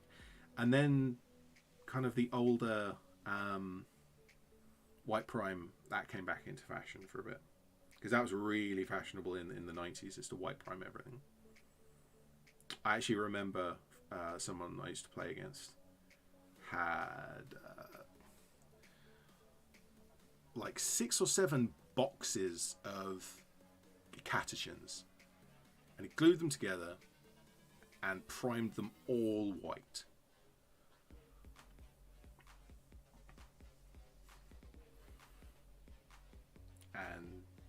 And then never touched them again.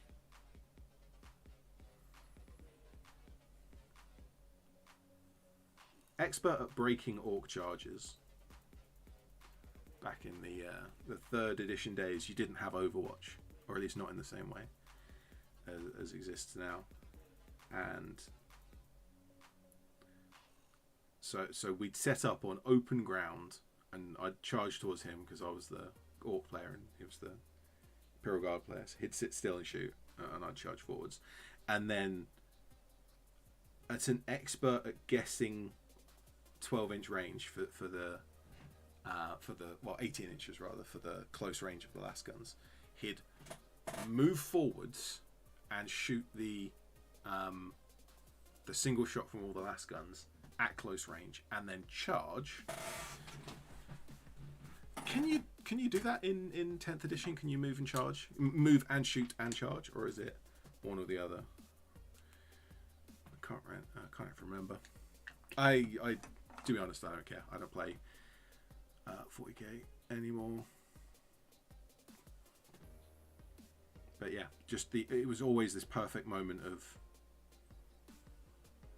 like, the turn that I would be charging, he'd move forwards, shoot and charge, so I wouldn't get the charge bonus. And orc infantry back then were a lot squishier than they were now. Toughness 4 versus the guardsman to toughness 3, but they were only strength 3. 10th, yes, you can move and charge. Can you move and shoot and charge? Or can you move and shoot or move and charge? It's can you do all 3? Because you could in 3rd.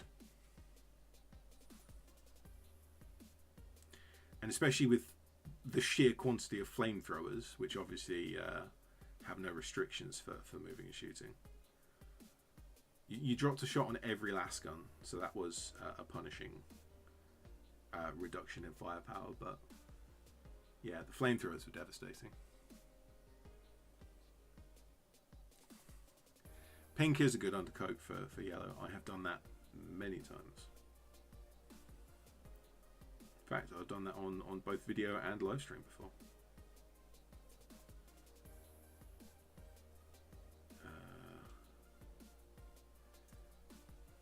I think these road wheels might actually need a second coat because they're not looking good. And this brush is starting to fall apart, which is also not great. Move, shoot, and charge. All boys are scary for it.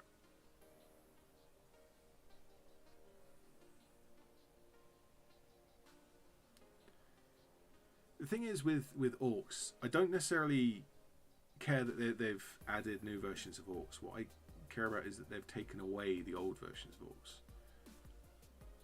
It's like, you should be able to have the strength 3, toughness 4, the little orcs. They're the young orcs, and then you have your 4/4 orcs as your kind of been around a few fights, and then you have your beast snaggers with the toughness 5, strength 6, or whatever it is.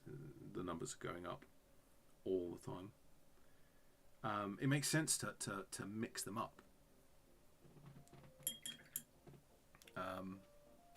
Just both thematically and in terms of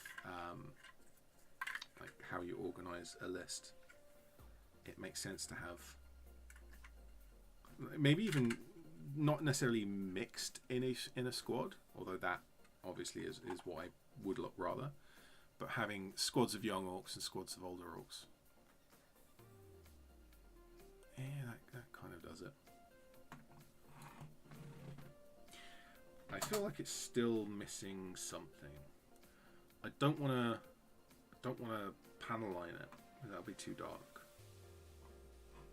I love the copper. I absolutely adore the copper.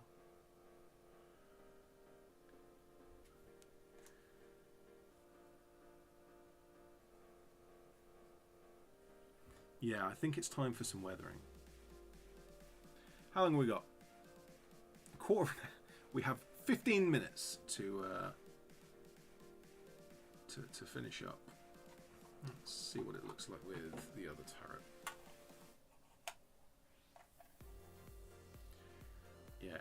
it's definitely missing something.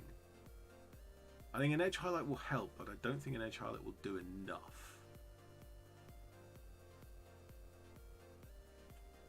Right, edge highlight won't fix it all by itself. I need to stop dropping this. I've already broken it once today. Where's my tank commander? I have no idea where the tank commander is going to be. It's probably with my British infantry that I haven't painted yet. I should have got them all out, but I didn't.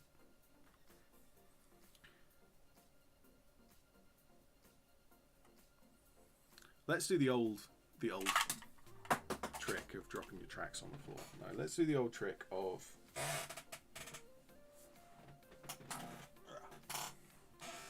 holding it out at arm's length, because that's roughly the distance you're going to be looking at it on the gaming table. Oh, right. You can't see it at all that far away. Yeah. If I put it like down here on the edge of my table and look at it from, this is about the far away as you would see it. It's definitely missing something, but not much. Edge highlight won't be enough. I need something a little bit more than an edge highlight. Maybe I do want to panel line it, but instead of panel lining it with black, I panel line it with ochre. Like, ochre would be a really subtle panel line. I mean, that's not ochre, that's just medium sitting on the top.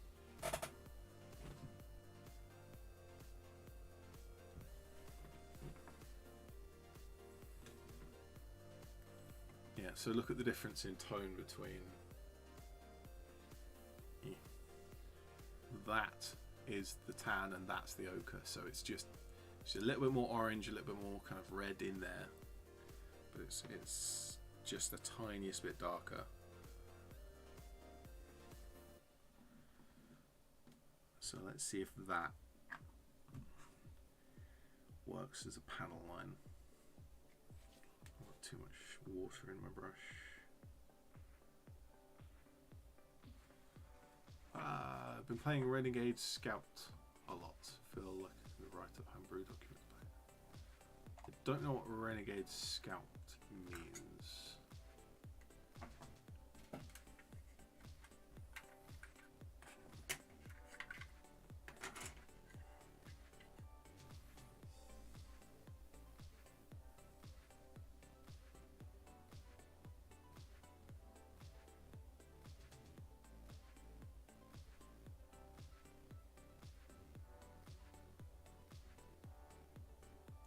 The other thing about this paint job is I actually started this before I learned the modulation technique, and I've painted pretty much every vehicle since then with modulation because I absolutely love it so much. But it means that this is looking, just because I'm not using that technique, this is looking different and almost empty in comparison. And that's not to say that you have to paint modulation on every vehicle, it's just the kind of the point that I'm used to it.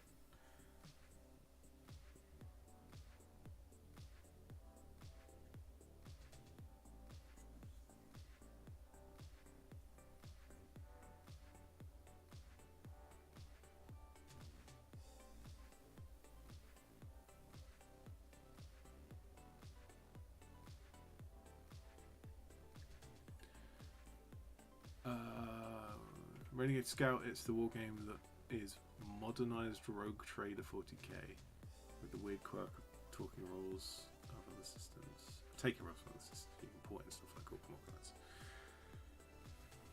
kinds. Interesting. Is that a fan system, like a fan rule set? Because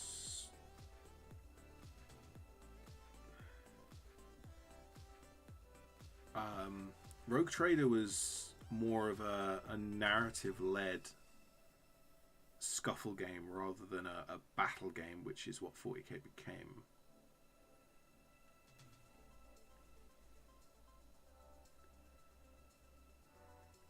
So I would guess far fewer characters, and more narrative is what I would expect from that. Is that correct?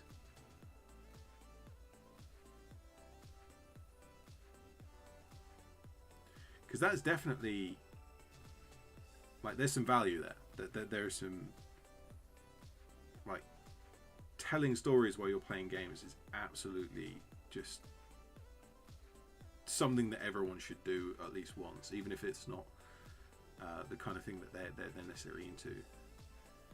Just the way that you think about the game is kind of different. Oh, it's an official rule set.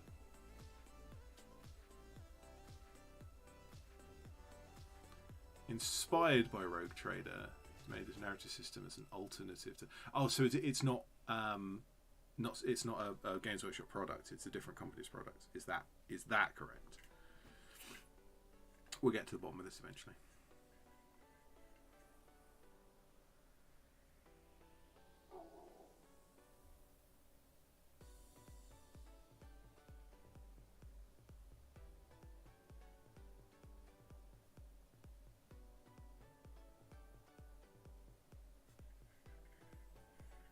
Small forces, customization, lots of rules for building a story, all at random or while playing it. Osprey Games, yes. So Osprey Games have some brilliant little rule sets. I recently did a video on Zona Alpha, heavily inspired by the Stalker computer games and Roadside Picnic. And also things like Solarium and Annihilation. It's all kind of the zone. I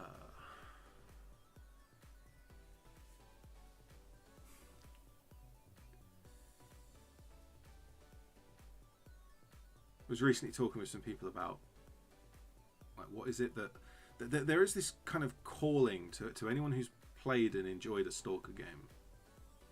You end up in this kind of almost wistful thinking about just always wanting to go back, and someone will. It's like that joke about Deus Ex, where as soon as you mention Deus Ex, someone will go and install Deus Ex.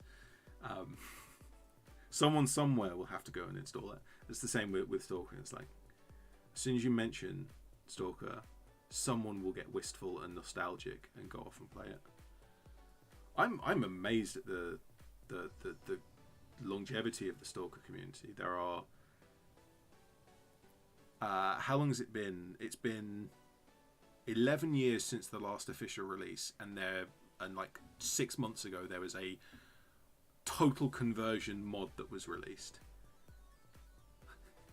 That's thematically and atmospherically tied to the original game, but it's just so much added to it. Okay, that helped.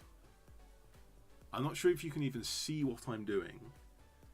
I think it might have needed to have been darker, but I don't really want to do another layer of it. Don't know how I ended up here, but I saw the stream going on and wanted to tell you that your paint job looks cool, and I hope you have a great day.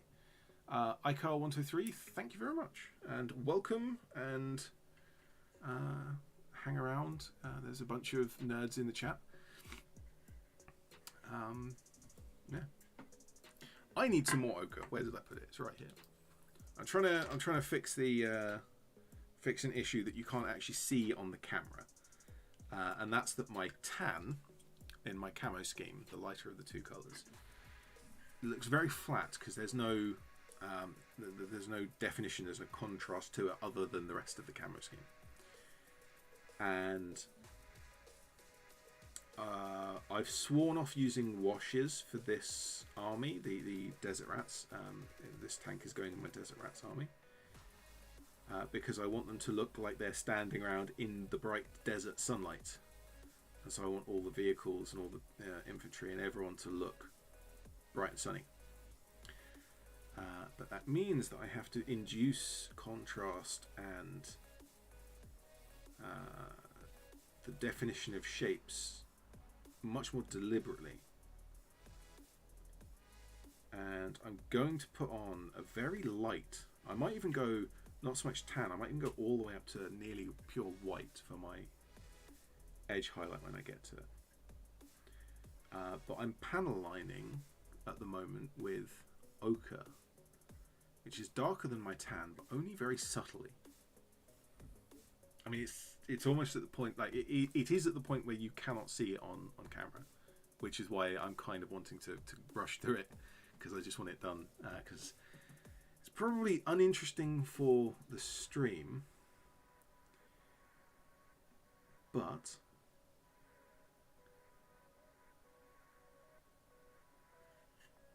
I think it's just enough. I think this, coupled with the edge highlight, will end up looking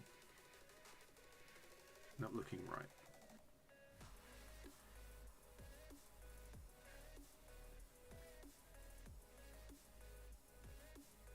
Paulus the Mad also lives a bit close to the Reals life zone, so I'm not sure how you feel about it. I absolutely understand. If that's too close to reality, then yeah.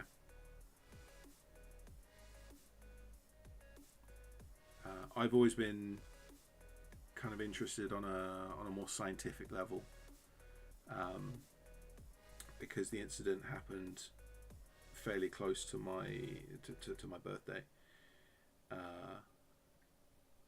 and so I've done a lot of like reading of real medical scientific documentation about it. And then when things like the Stalker games came out, I was kind of jumped into that as well. Although it is very much a fiction, obviously it uses a lot of real world imagery, a lot of the kind of locations are reused and stuff. So yeah, I can see how that can be something you don't necessarily want to look at if you are connected to it more directly than I am. If I put the turret on, can you tell the difference on camera between the hull I have? You really can't. You can't tell that I've done anything to the hull. In real life, I can tell, and it does look, I'm definitely going in the right direction. The grim humour of Stalker is not something that bothers me. It's more that I could go there at some point. Grandmother and mother around when the power plant went up. Yeah, absolutely. I have always wanted to visit, but I don't want to visit in the kind of the way that I've seen tour groups go in,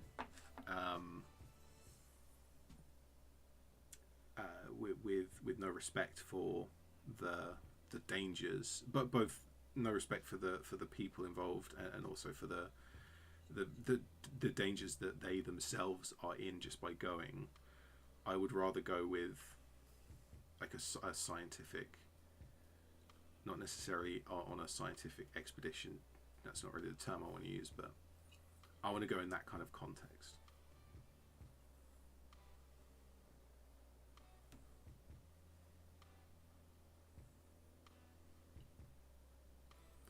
I think actually this paint is, it's just about thin enough that what I can do is I can actually paint in the modulation around the various parts of the tank. It's still not coming through on.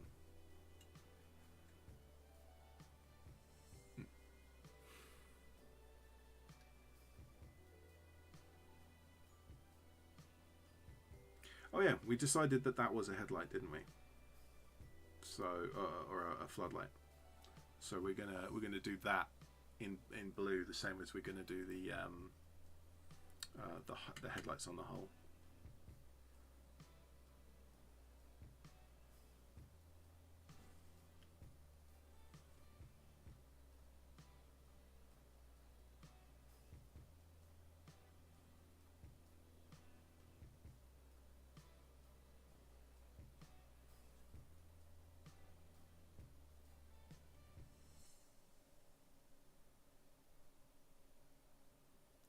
Had a historian wander around the country some time ago. They made a neat little show, basically getting a good look in the area. But yeah, most of real life reasons tend to sort of have a spot for where you find things difficult. Yeah, that's absolutely a legit way to feel. The Chernobyl incident is not a nice thing that happened. I have an interest in it, both scientifically and historically, but there are people who lived through it who are still around, and I am aware of that, and I'm kind of sensitive of that. And while I do get excited about, oh, there's a new Stalker game coming, that's going to be fun, it is in a fictional context.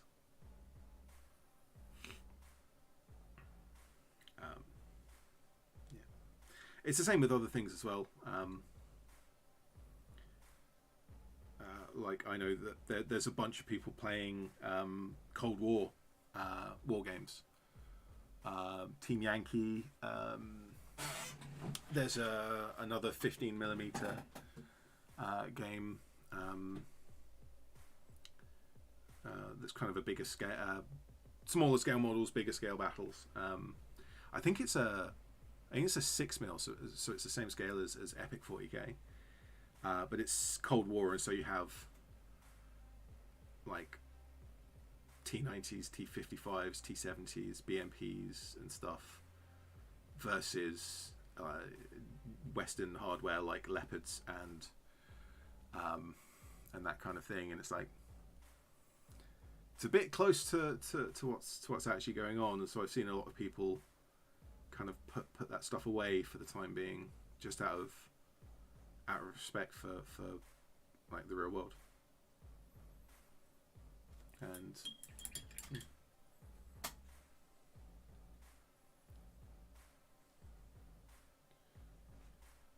Metro is a bit more like fictional history. So there's a strange thing about Metro and Stalker. A lot of the devs, like the actual people who wrote the game of Stalker, when they got kicked out of that, they went off to make their own studio and then wrote Metro. It's not quite that simple. That's a massive oversimplification, but I heard that story and I went off to play Metro, thinking, "Oh, it's going to be like Stalker but better."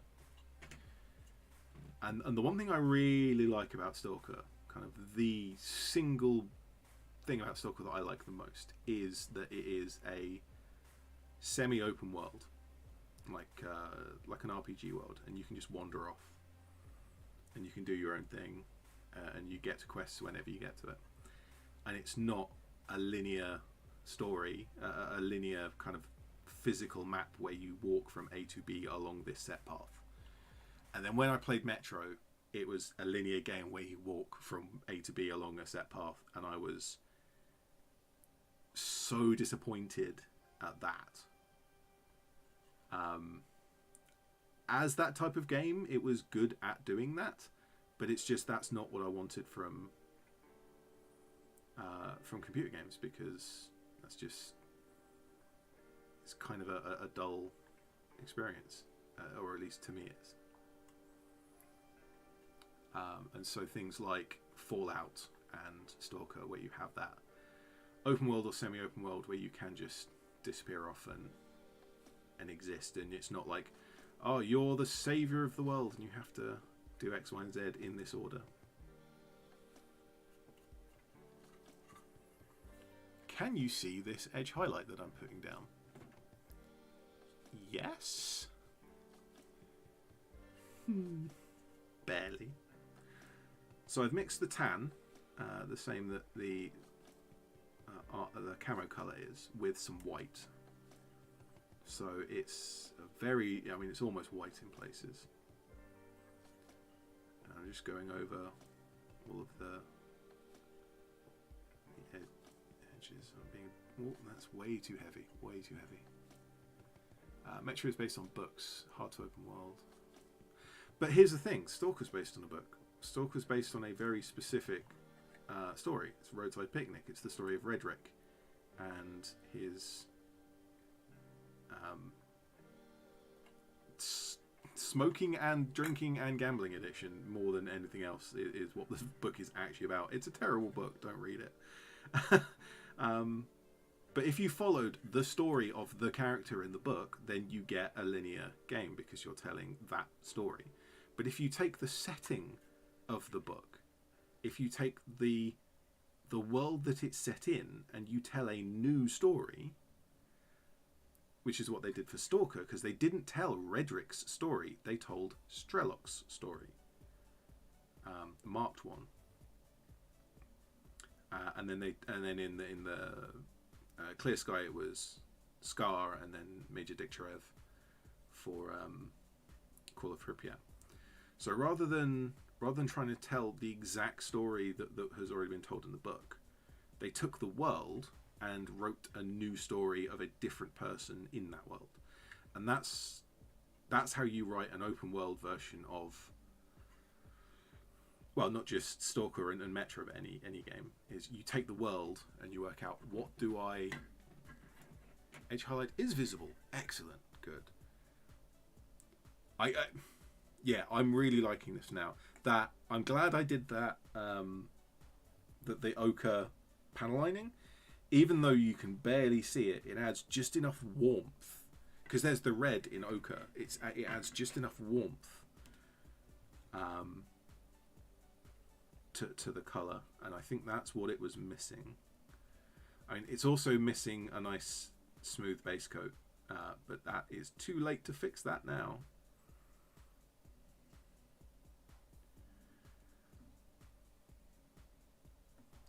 I do want to go back to the Metro series. As much as it's not like the game I was hoping for, now that I know what kind of game it is, I can probably enjoy it for what it is. It was just, in the moment that I played it, I was disappointed that it wasn't what I was expecting, and that's unfair on the game, because that's my expectations, not necessarily any fault of the game. I do remember there being some cool bits in the game, like some of the ways they used game mechanics.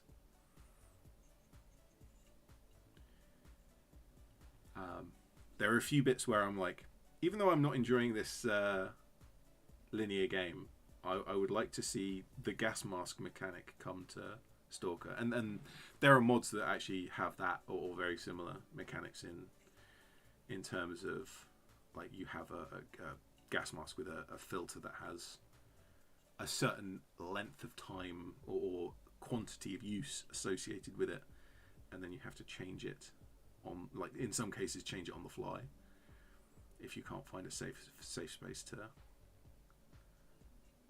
change the filter. But that actually brings me on to another point about survival games. And generally what a computer game is, if it has survival elements, or if it's called a survival game, is you will have various meters that slowly run out, and you have to constantly go about collecting resources to replenish that. So food, like, you get hungry, so you need to collect food to eat. You are irradiated, so you need anti-radiation medication, so on and so forth. And in a lot of cases, to the point where I think most, if not even all cases, that type of game will deteriorate your ability to play the game as you run out of a particular one of these meters. But then once you hit the end of the meter, it will kill you and game over. Start again. Go back to your last save. And I've never been a fan of that. What I would rather have, keep the meters, and in fact have more meters. Have instead of having 5 or 10, have like 50 different meters. Just more than anyone can reasonably keep track of. But instead of killing the player when they run out, just have... That's the wrong paint. No, it isn't. It's the right paint. I'm doing the wrong bit. because I have not done the ochre on this turret yet. Yeah, so have 50 different meters, have more meters than any player can reasonably keep track of.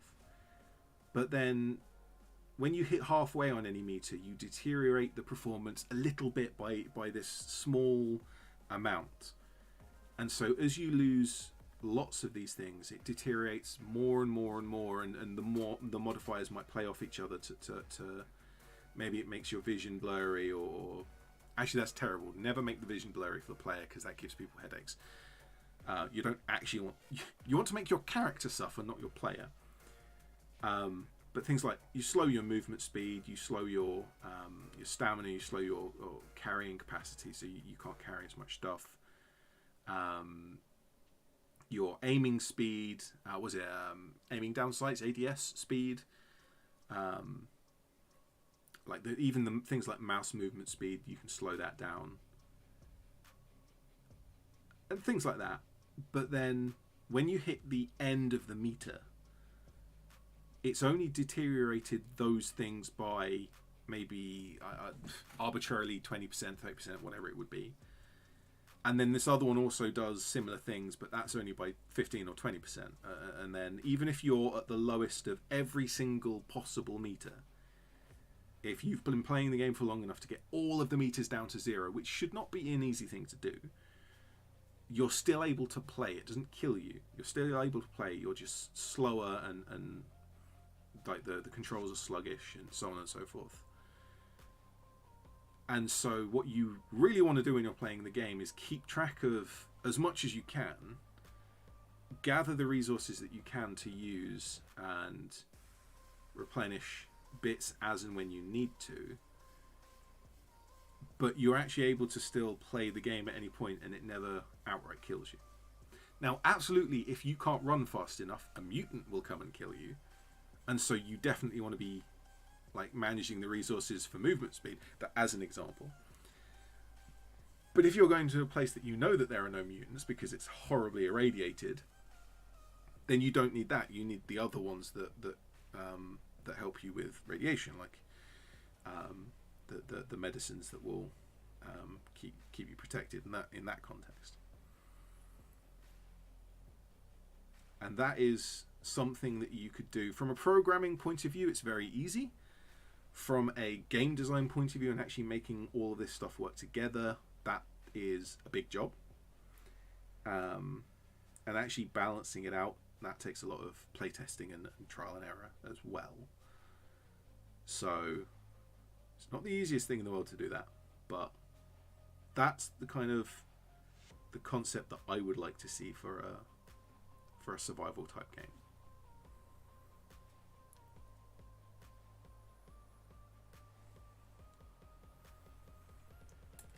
Hello, Frozen Throg. How are you doing? Metro's mechanics combined with proper open world could be quite a little game. Metro had some expansions. I have played none of them. Oh, one of them was a little bit open world. Yeah. Each meter modifier giving mutations and stuff. Yeah. That's kind of along the lines of what I was thinking. Little bits of Metro that are semi-open world or kind of partially open world. That's something I like the sound of. Like I said, I do want to go through the Metro series and actually play them again, knowing what they are. Because then I'll be going in to actually enjoy them for what they are, rather than being disappointed that they're not the other thing that I like.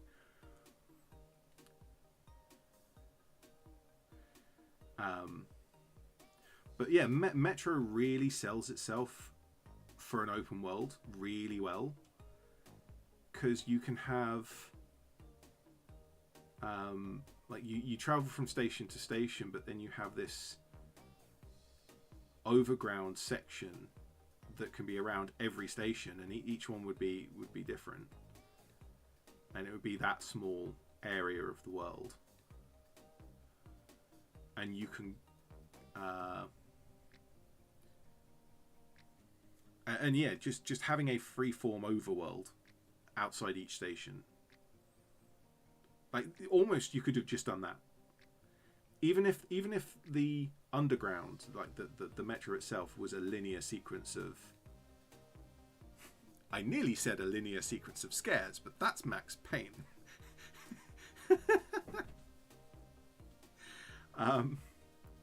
If the metro, the underground, had been linear, kind of the storyline, and then you stop and go out into the open world, and then you have to kind of come back and go out a couple of times because your filters run out, and you have to come back and get new ones, and that had been semi-open world, I would have been happy with that. That actually sounds really interesting.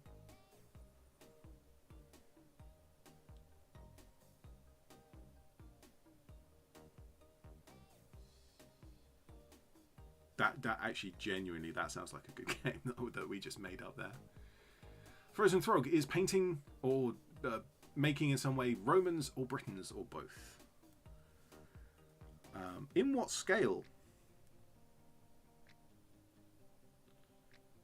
I actually do have some Romans versus Britons stuff.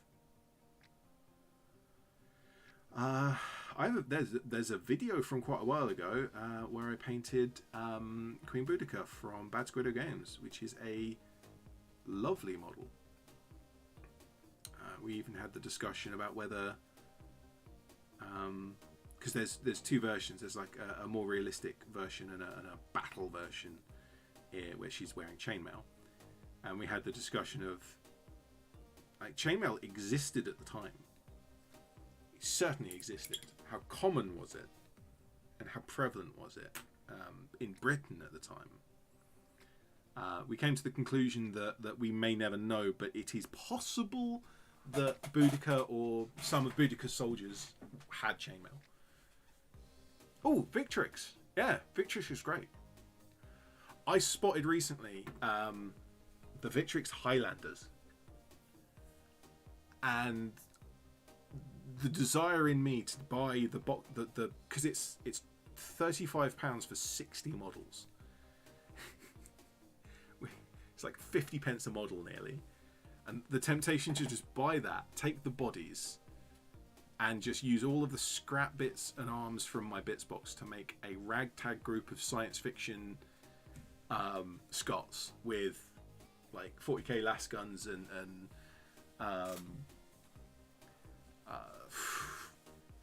just, I've got a lot of weird stuff, and collecting that all together would be, yeah, that would be pretty cool.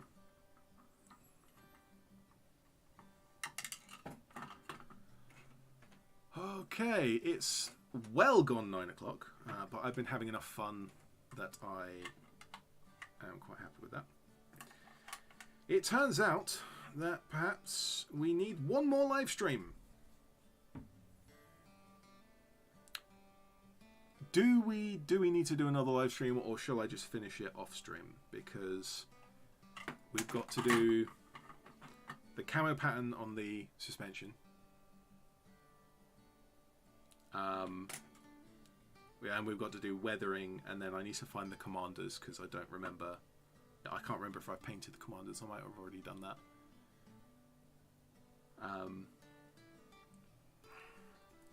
We're right on the verge of being done. We're right on the verge of being done. Can you go? Tracks, go on. There we go. You know what? That is looking pretty good. It's still suffering. It's still suffering from that bad base layer. Like the tan particularly didn't go on very smoothly. But as I've mentioned, it is far too late to fix that, short of some pretty substantial work that would go into doing that. I think what we've done so far does help a lot, and from gaming distance you can't really tell. I think it looks smart enough that we're alright. So if anyone has any questions or comments or mentions, just before you go, I do have some things, some announcements almost. Unless you've already gone, in which case, thank you for coming. Too late to mention it now. My two announcements And then I'll once I say them, I'll give you enough time to ask any questions if you have any, and I'll answer those and then finish the stream. So my 2 announcements. Number 1, I did mention this earlier in the stream, but there's more people have shown up. Everyone go to my community tab and check out my last post. I talk about the release of my painting handle.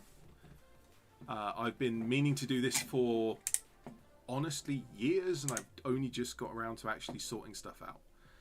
There is more work that needs to be done. I need to finish off the STLs, like clean up some bits for the final release, and then I also need to re-edit the video because I do want to update that.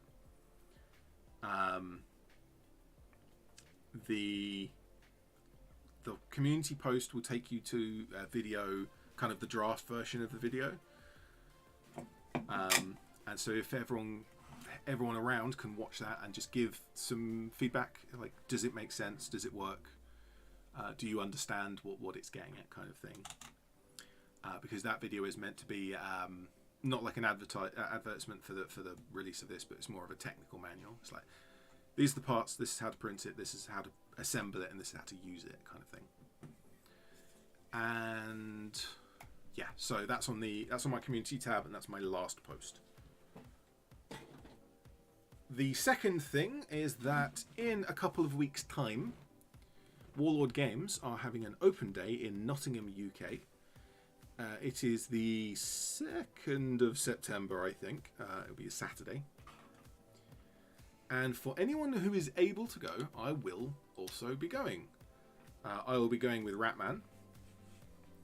So for anyone who wants to come along and say hi, I don't have any official capacity. I'm not there in any official capacity. I'm an attendee, just like everyone else will be.